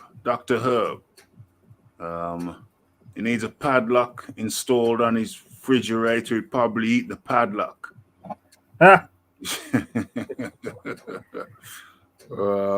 Joyce versus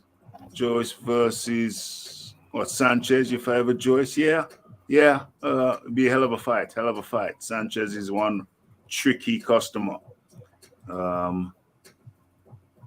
Joyce has a fast jab, but the rest of his skill set is sponsored by Treacle. Well, hey, if he's sponsored by Treacle, how come he keeps hitting people?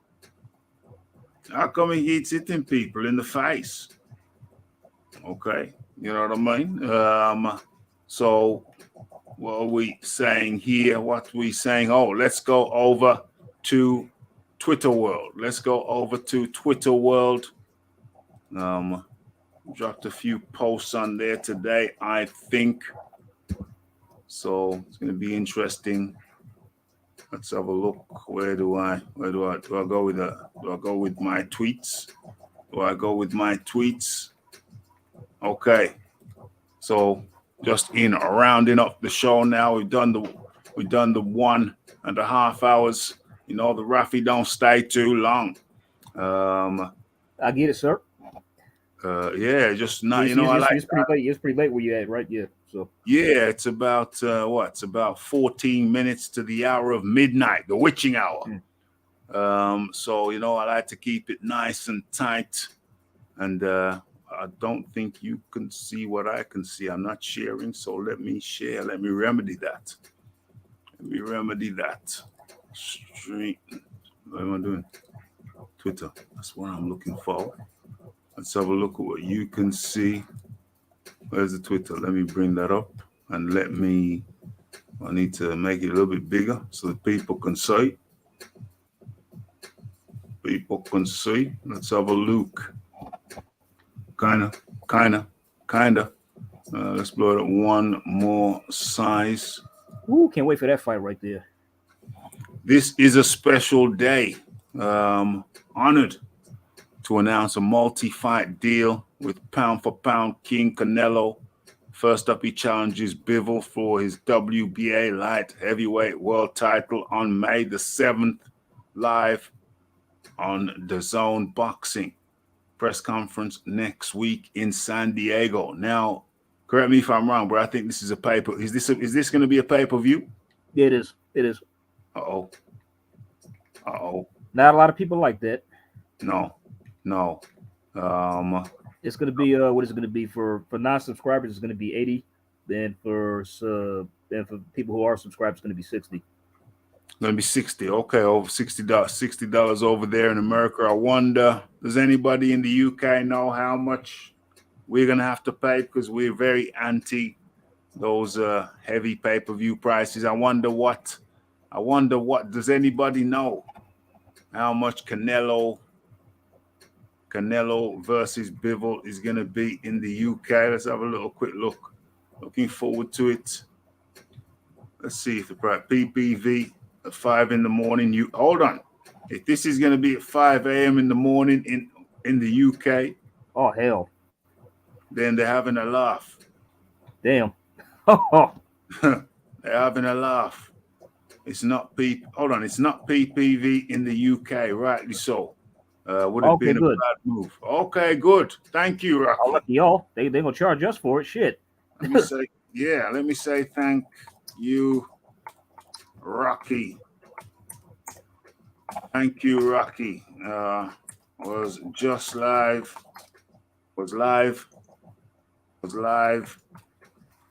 at the time of writing this. And you know what?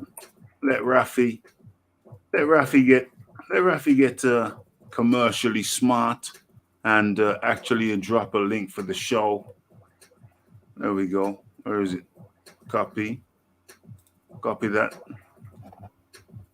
Let's paste that. How's that gonna look? Okay, so it's there wherever it is. So thanks to Rocky. He's actually somebody I follow. It is not PPV in the UK, and rightly so. It would have been a bad move as part of the subscription. So that's good news. That's good news for the UK. Not for the US though. Not for the US though. Not for the US though. But you know, I even though I don't mind it, I still shell out for it. I still pay. For a fight of that caliber. Yeah, I'll pay. Oh yeah, if a fight of that caliber, that's gonna be a good ass fight. You know, I'll pay for it. It's worth the price. Because honestly, because ESPN are pretty much doing the same thing because I'm paying a subscription fee for that, but then they're charging for pay-per-views as well. And I've done that. I pay for those. So boom. They're doing the same thing. Eddie's getting a bit of stick for it, as they call it in the UK, because he said the PPV model is dead. But they're acting like he's the only person who's ever contradicted himself in the history of the universe. I mean, PBC, remember they were doing free boxing? Yeah. Like when they got started on like, you know, on all the American cable, like CBS, NBC, Spike, all that. But now look what they're doing. They're putting shit on pay-per-view that shouldn't even be on pay-per-view. They're putting shit on pay-per-view that shouldn't even be on TV. The hell, yeah, thank you. TV in general. You know what I mean? I mean, honestly, I'm thinking like, let's just say like Thurman Barrios, right? How they put that on pay-per-view. If that had actually been put on regular Fox, how many people would have really watched that? Well, we talk about it many times over here. There's certain fights that you're better off putting them on TV for the overall product, because people are going to watch that. And more, umpteen times more people are going to watch that on TV than they are pay-per-view. And so it makes more sense. Certain fights make more sense on TV to drive the market. You can't always be looking to take.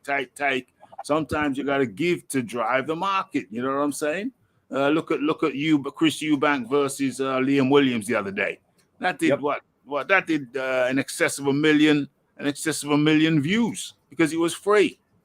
They got name recognition and it's free. They got to build. I paid for that. I bought that. Yeah, well, boom. You know what I'm saying? Well, I mean, it was cheap. I think it was like $30. So yeah, so there we go. You know, so and there's other fights that have gone on free and done great numbers. So they have to look at an overall strategy. An overall strategy. Yeah, free fights, paid fight.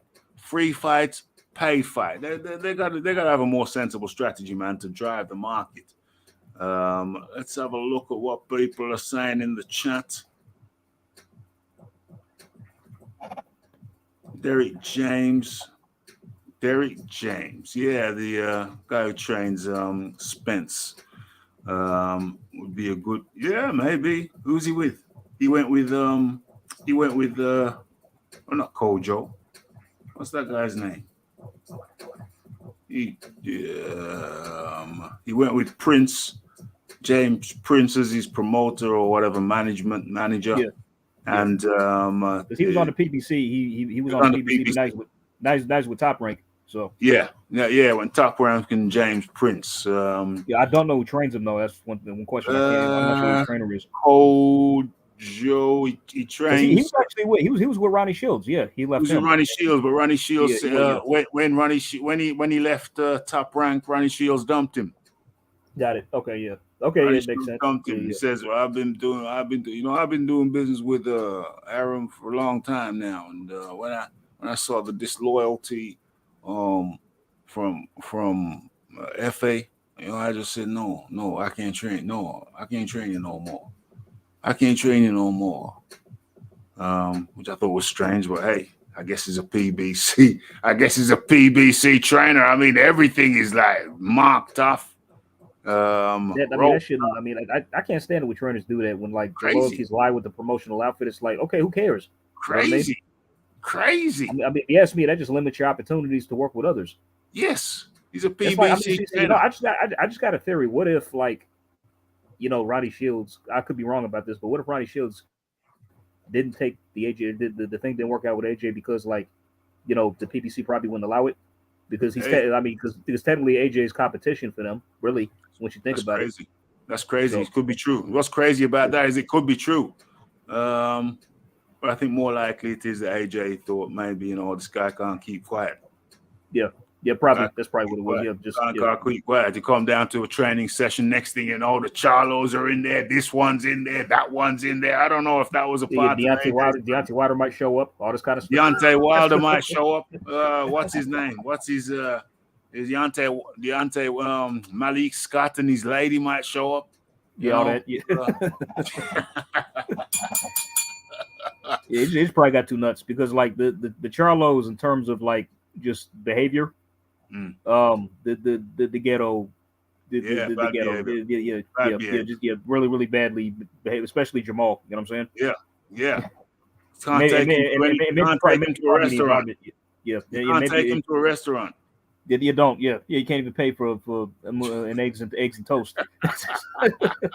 Can't even pay for French toast without getting a scrap with the waitress. Come on now. I mean, so maybe the aesthetic of the gym or just the environment, the attitude wasn't to AJ's liking because AJ is a really classy, preppy guy. You know what I mean? Yeah. So maybe that turned him off. Who knows? So maybe that turned him off, man. You know what I'm saying? And the too much publicity over there. Like to keep things under wraps. What's this? As the saying goes, we are here for a good time, not for a long time. 100%. That's the motto over here at the Raphie Dawkins Combat Radio. But you're getting a little bit of overtime. You're in a few more minutes of overtime. Oh, and hit that like button, hit that subscribe button, hit that share button. As we come to the close of the show, I heard the fight isn't PPV in the UK. Could be wrong. No, it appears that it's not. It is not pay-per-view in the UK, which I'm glad about because it's going to be 4 a.m. in the morning, and the Raphie is going to be snoring. The Raphie don't snore. You know what I'm saying? Just for the ladies out there, just to let you know.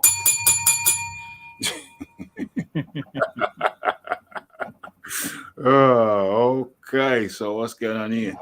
Anthony Joshua versus Jerry Forrest. Oh yeah. Oh yeah, he should. Yeah, yeah, he should.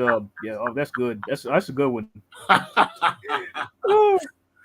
Dari Pennant is a hilarious guy. Hey, you never know, man. He been spoiling a lot of people lately, man. He has. Yeah, Jerry Jerry Forrest. Forrest, I mean, dangerous guy. He's he beat Michael Hunter in his last fight. I don't care what anybody says. I saw Michael that. Hunter.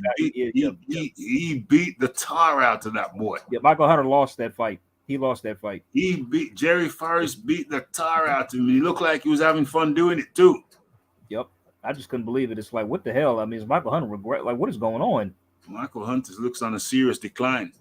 Yeah, I don't know what's going on with him. It's like ever since he hit this Triller deal or whatever, it's like he's just been declining steeply. Yeah. Serious decline, man. He needs to. I don't know. Something's gone wrong. The fire's gone out. Maybe he turned into a pooch. You got a couple of. You got a check or two. You know. You got a check or two that made him. You got a check or two that made him feel nice, and he just gone to another dimension. Michael Hunter. At Iron Kong in the house. What's up, man? In the house, we have none other than the Iron Kong. Iron Kong, how do you do? Salutations. What's up, AJ? What's up, Raphael Dawkins of Dawkins Towers? How you been, man? All good, all good. Yeah, we here, so we're up in Big Femi. Always. All day. I see he pick his train of Angel Fernandez or whoever that is. I guess he's comfortable with dude. He brought in that guy for the Ruiz too. So he's comfortable with the guy, right? When I heard Anthony Joshua was on Ronnie Shields, I was like, well, who the hell has Ronnie Shields made into a great fighter lately? Yeah. Jamal Charlo looked like crap. Fa didn't look. Right? So I was like, I hope he don't pick Ronnie Shields. Me too. Yep. Ronnie Shields don't do nothing that looks so complex or so different to nobody else. I don't see nothing Ronnie Shields is teaching Jamal Charlo. That's somebody else. When's the last time he trained any heavyweights? Anybody know? Fa. Yeah, Fa. I mean, besides him, anybody else? Like just No. Well, no. Okay. So yeah, I mean, when he was around Ronnie, people like, man, Ronnie Shields. I was like, well, who has Ronnie Shields? Ronnie Shields used to train who? Tyson or Holyfield back in the day? One of them. Probably he trained them both, I think, did he? I think he might have been with them both. For a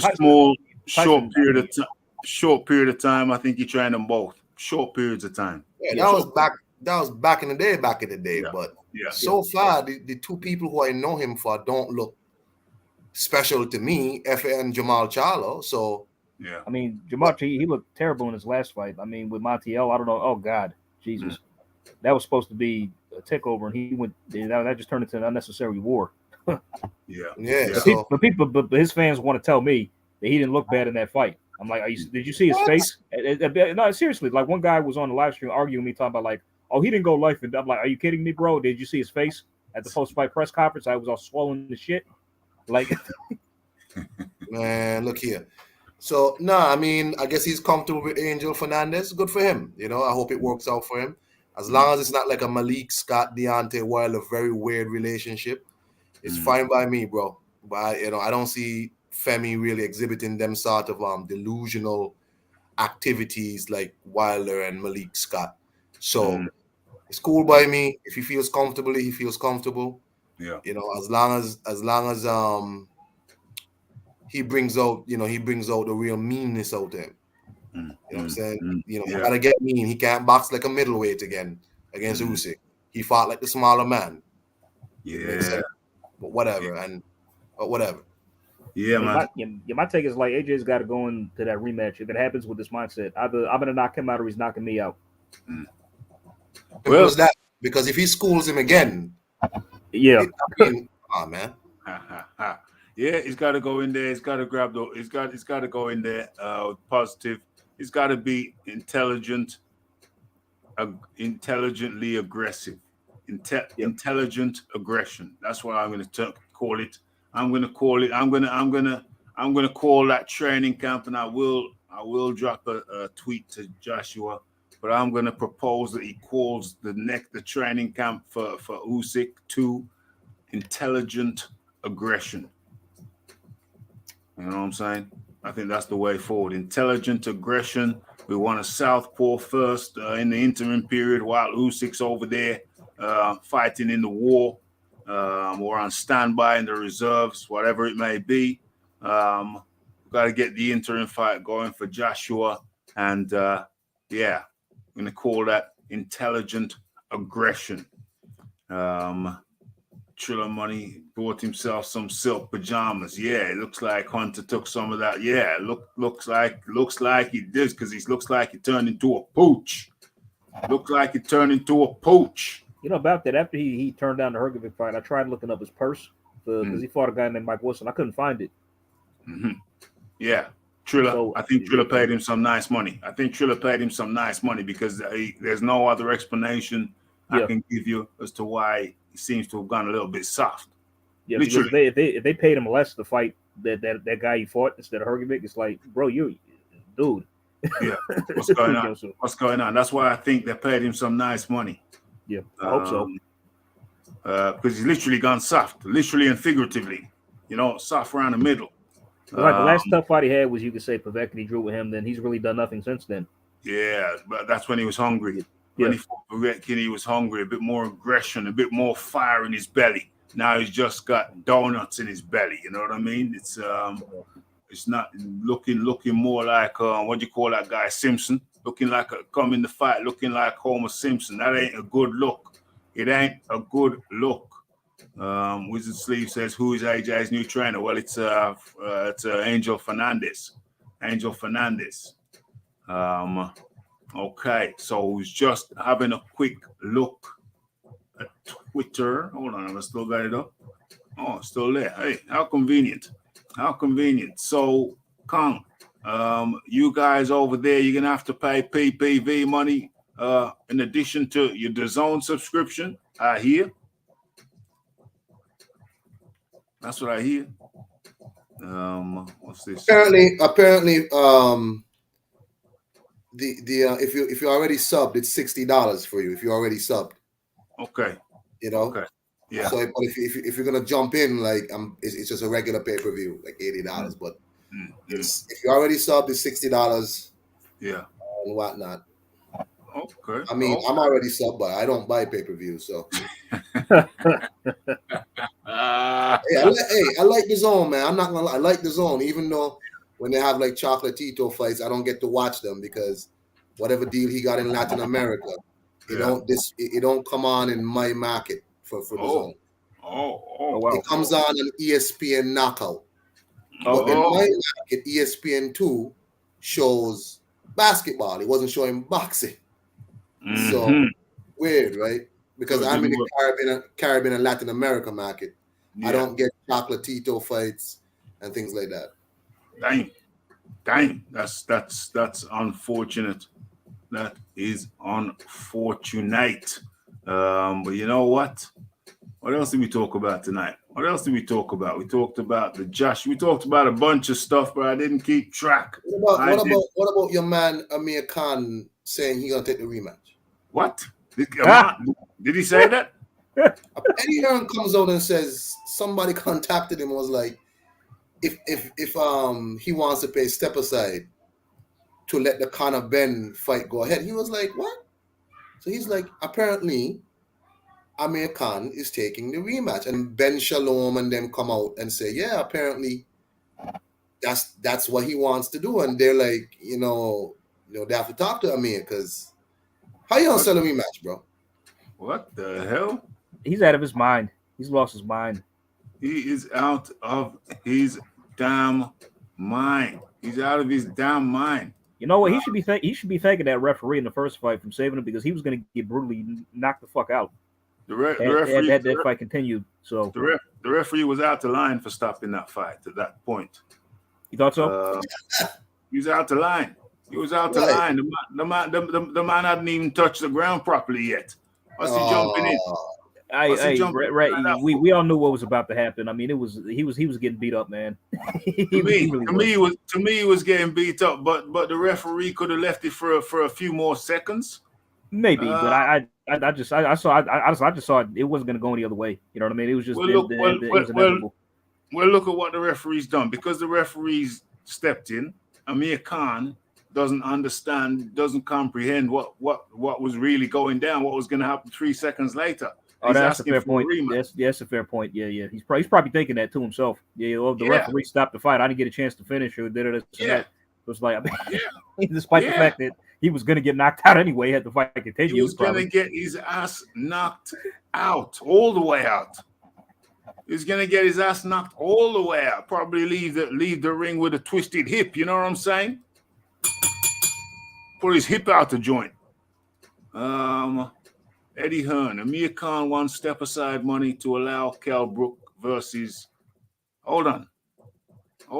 Eddie Hearn. Amir Khan won step aside money to allow Kell Brook versus Conor Benn. So it's more of a technicality. Because he has an option for the rematch. Khan wants money not to step in with Brook again, but to step aside. Well, apparently Ben Shalom said that's what Eddie said in the interview. He's not paying you shit. Yeah, he's not gonna pay him. Yeah. So, I mean, I'm sure Kell Brook has no issue with. Okay, I think our boxing scene even said if he wants to take a whooping again, okay, he can get one. Yeah, well, that's the stock they have to take. They'll say, well, we ain't going to pay you a penny step aside, but if you want to come in the ring again, here's a contract. So we're going to fight we're going to fight somebody on this date. It's going to be you if you want it, and if you decline, it's going to be Conor Benn. So they got to put it on him. This is shocking. This is even more shocking than Amir wanting to step inside the ring. Worse still, he wants step aside money. Because they have a contract, they have an option for a rematch. This is worse. This is what? This is I don't know. Is this blackmail? It could just be him trying to get another easy payday. Before he bows out. So yeah. The payday as in not fighting. Yeah. Possibly.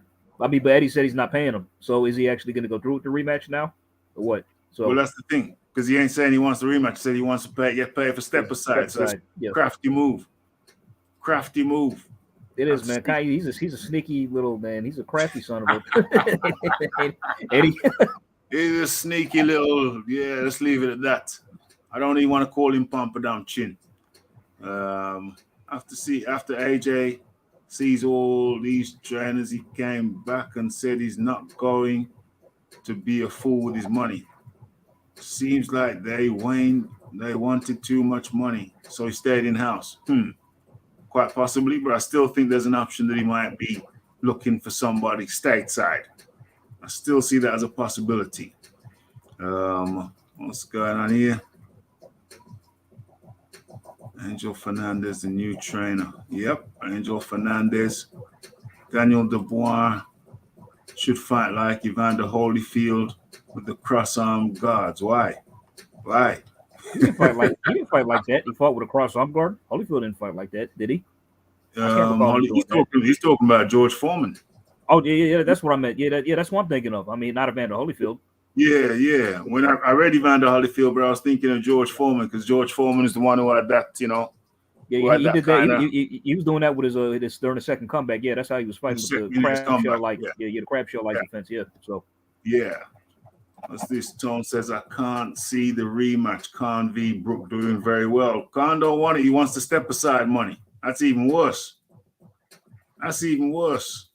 Raphie wanted to see the man get hurt. No, I didn't. I just wanted him to not walk out of the ring delusional, which he has done. Oh, no, he hasn't. Because I just didn't want him to walk out of the ring delusional. A couple more seconds.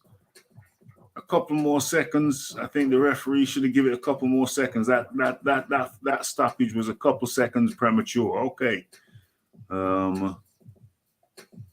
Khan has activated the rematch clause with no intention of fighting. It's kind of crazy.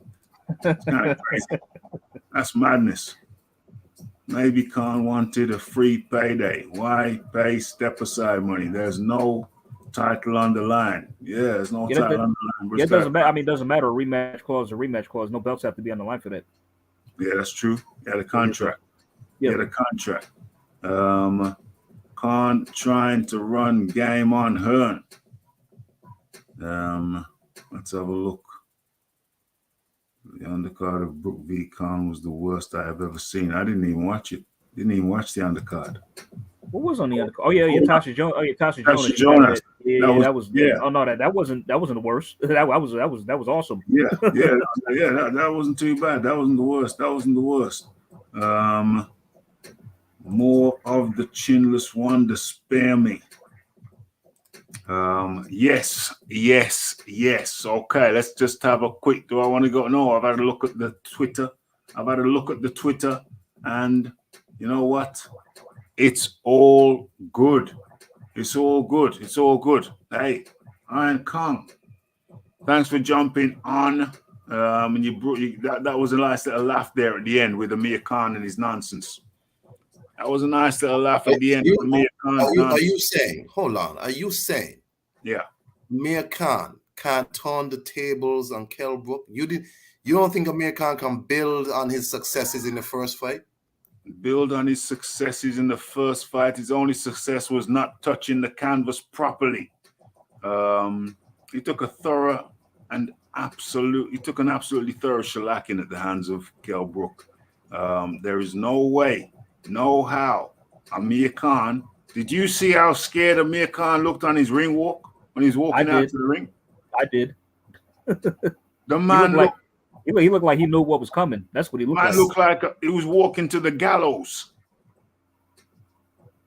That's conjecture. That's just you seeing what you want to see. I think Amir Khan can get it together, get his combinations going, and stop Kell Brook. Really?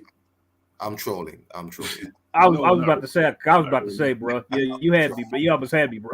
Not really. Not really. Hey, look, man, if Amir Khan want another flogging, you know, I mean, Kell Brook can use a tune-up. Go ahead. Yeah. Amir Khan. Why not? The only reason Amir Khan took that fight, in my humble opinion, was because he saw Crawford stopped Kell Brook sooner than he stopped Khan. Yeah, somebody else said that. Yeah, I think you said. Yeah, somebody else said the same thing to me. Yeah, he said that pretty much got him inspired. It's like, okay, Crawford took him out in 40s. I can get him. I can get him. I can get him now. He's finished now. I can take him. All for the last 10 years. Khan saying, well, no. I mean, the Kell Brook doesn't really want the fight. I mean, every time we make an offer to him, he doesn't really want the fight, which is utter rubbish. And he said the fight doesn't really make sense. You know, he said this. I think he's a racist, so I'm not going to give him the fight no more. He said that, I'm not going to give him the fight. And then as soon as he loses I think it was the next day. I think it was the very next day. As soon as he loses to Crawford, Kell Brook loses to Crawford, Amir Khan comes out, says, I think it's a really good fight, you know. I mean, I've been thinking about it. And I think we could really make that fight. We owe it to the people to give him that fight. Only because he thought Kell Brook was finished. I mean, Raphie, you could just see, the whole build-up. You could just see Kell really wanted to make him pay. He really did. Kell wanted to make him pay. He wanted to make him pay. And that's how he fought, too. It's like he fought like he was trying to really take his head off. He was so, you know, Kell really wanted that fight. He was the one that wanted it. Amir was the one that didn't want it. And Amir is the one who's been spinning stories, and he didn't realize this was just years and years of anger built up in Kell Brook. You know what I mean? He realized Amir realized that when on his walkout. Yes, he realized he knew what was coming. He knew what was coming. He knew what was about to happen. He knew on the walkout when everybody went quiet and it's just you one man walking to the ring, and you realize, my entourage. They can't get me out of this. My entourage can't get me out of this. I'm going to be alone in a ring with Kell Brook. And it dawned on him, and the man looked like he was walking to the gallows. But you know what? We've done overtime. Thank you to the AJ Spay and the Lisa Bales for their donations. And we're doing we're doing final words now, and final words from the Iron Kong. Yeah, Thanks I still got Femi killing Tyson Fury. Raphie, you'll be easy. AJ, y'all be easy. Have a good evening. And everybody's in the chat, y'all be easy, man. Peace. Hey, that's the Iron Kong. Thanks to the Iron Kong for coming through. Thanks to the Iron Kong for coming through. It's Iron Kong 126. It sounded just like me. No, because Kell Brooks been trying to avoid me for all this time. He said some things that I don't really like. So I don't really think he should get the fight. He's got to prove to me that he's worthy of the fight. But since he just got beat by Terence Crawford, I think I can take him now. So I've changed my point of view, and I think it's a really good fight. I think we could make this. I think we owe this to the people. We owe this fight to the people. It's been a long time coming, and we sat down with Boxer and Ben Shalom, and he's a really good guy, and I think he's going to get this fight over the line. And we're going to do this thing, and I'm going to knock him out because he called me Pompadom Chin, and I think it's racist. It's more like a chicken korma than a Pompadom. All right, Raphie. Hey, AJ Spade, thank you for coming on and entertaining and joining the conversation, entertaining the people on this Monday night. Just gone 18 minutes past the hour of midnight, and good to have you on. But your final words to the people, AJ Spade. Props to you, Raphie. Props to Iron Kong, Miss Lisa Bell in the chat, Paul Evans, Sawab, everybody. Y'all like and subscribe to this channel. One of the best out there. Appreciate it. And that was the AJ Spade. AJ Spade, much appreciation for you to take the time out of your day to come on over here at the Raphie Dawkins Combat Radio. Chop it up with me. Chop it up with me and the Iron Kong. And live conversations over here at the Raphie Dawkins Combat Radio, boxing talk with Raphie. And then there was one. I have to rerun the show. Came in too late. Well, we started it late, Malcolm. You must have been running late yourself today. I can't say that I was running late, but I just got waylaid. The show started way late because I got waylaid. And I must confess, there was almost zero preparation for this show. The only preparation was actually, getting the thumbnail, designing the thumbnail, getting the thumbnail up, setting the show, setting the time. Other than that, it's not that I didn't have the time. It's just that my time was,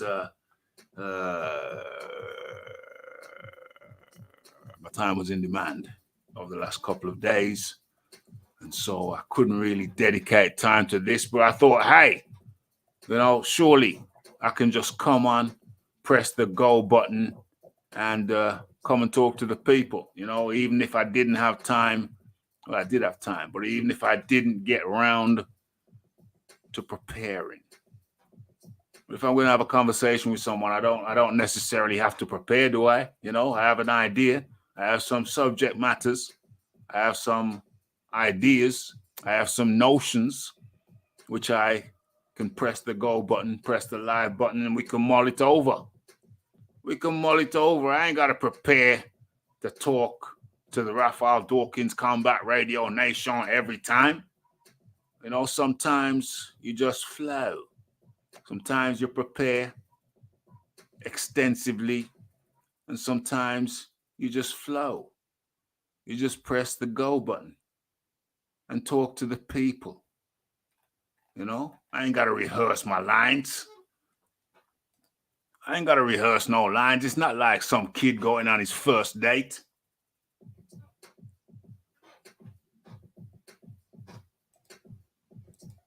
It's not like when I was a kid going on my first date and I had to rehearse and I had to look in the mirror,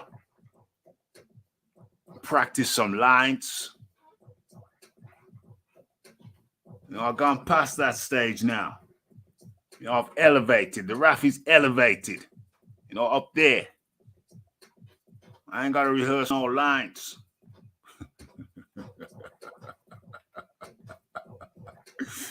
What's going on? What's going on? What's going on? What's going on? Sounded just like a American. Just like a American. Okay. Haunted. Uh-oh. Haunted by his own shadow. OMG. We're talking about a man. Talking about a man. Great show. Everybody hit that like button, hit that subscribe button, hit that share button. Share it with your people. Share it with the people. Great live stream as per usual. Says the Lisa Bales. Lisa Bales, always a pleasure to have you up in here. Thanks for your continued support. Great show. Peace to everyone. Marco Marcel, the Lisa Bales, the TKO, the Adari Pennant. You're a funny guy, Adari. Always good to have you up in here. Let's have a look. Let's have a look. Of course, the Tone. The Tone was up in the building. The Wizard Sleeves. Who else? That's Kal-El. Have we seen Kal-El? Was Kal-El in here today?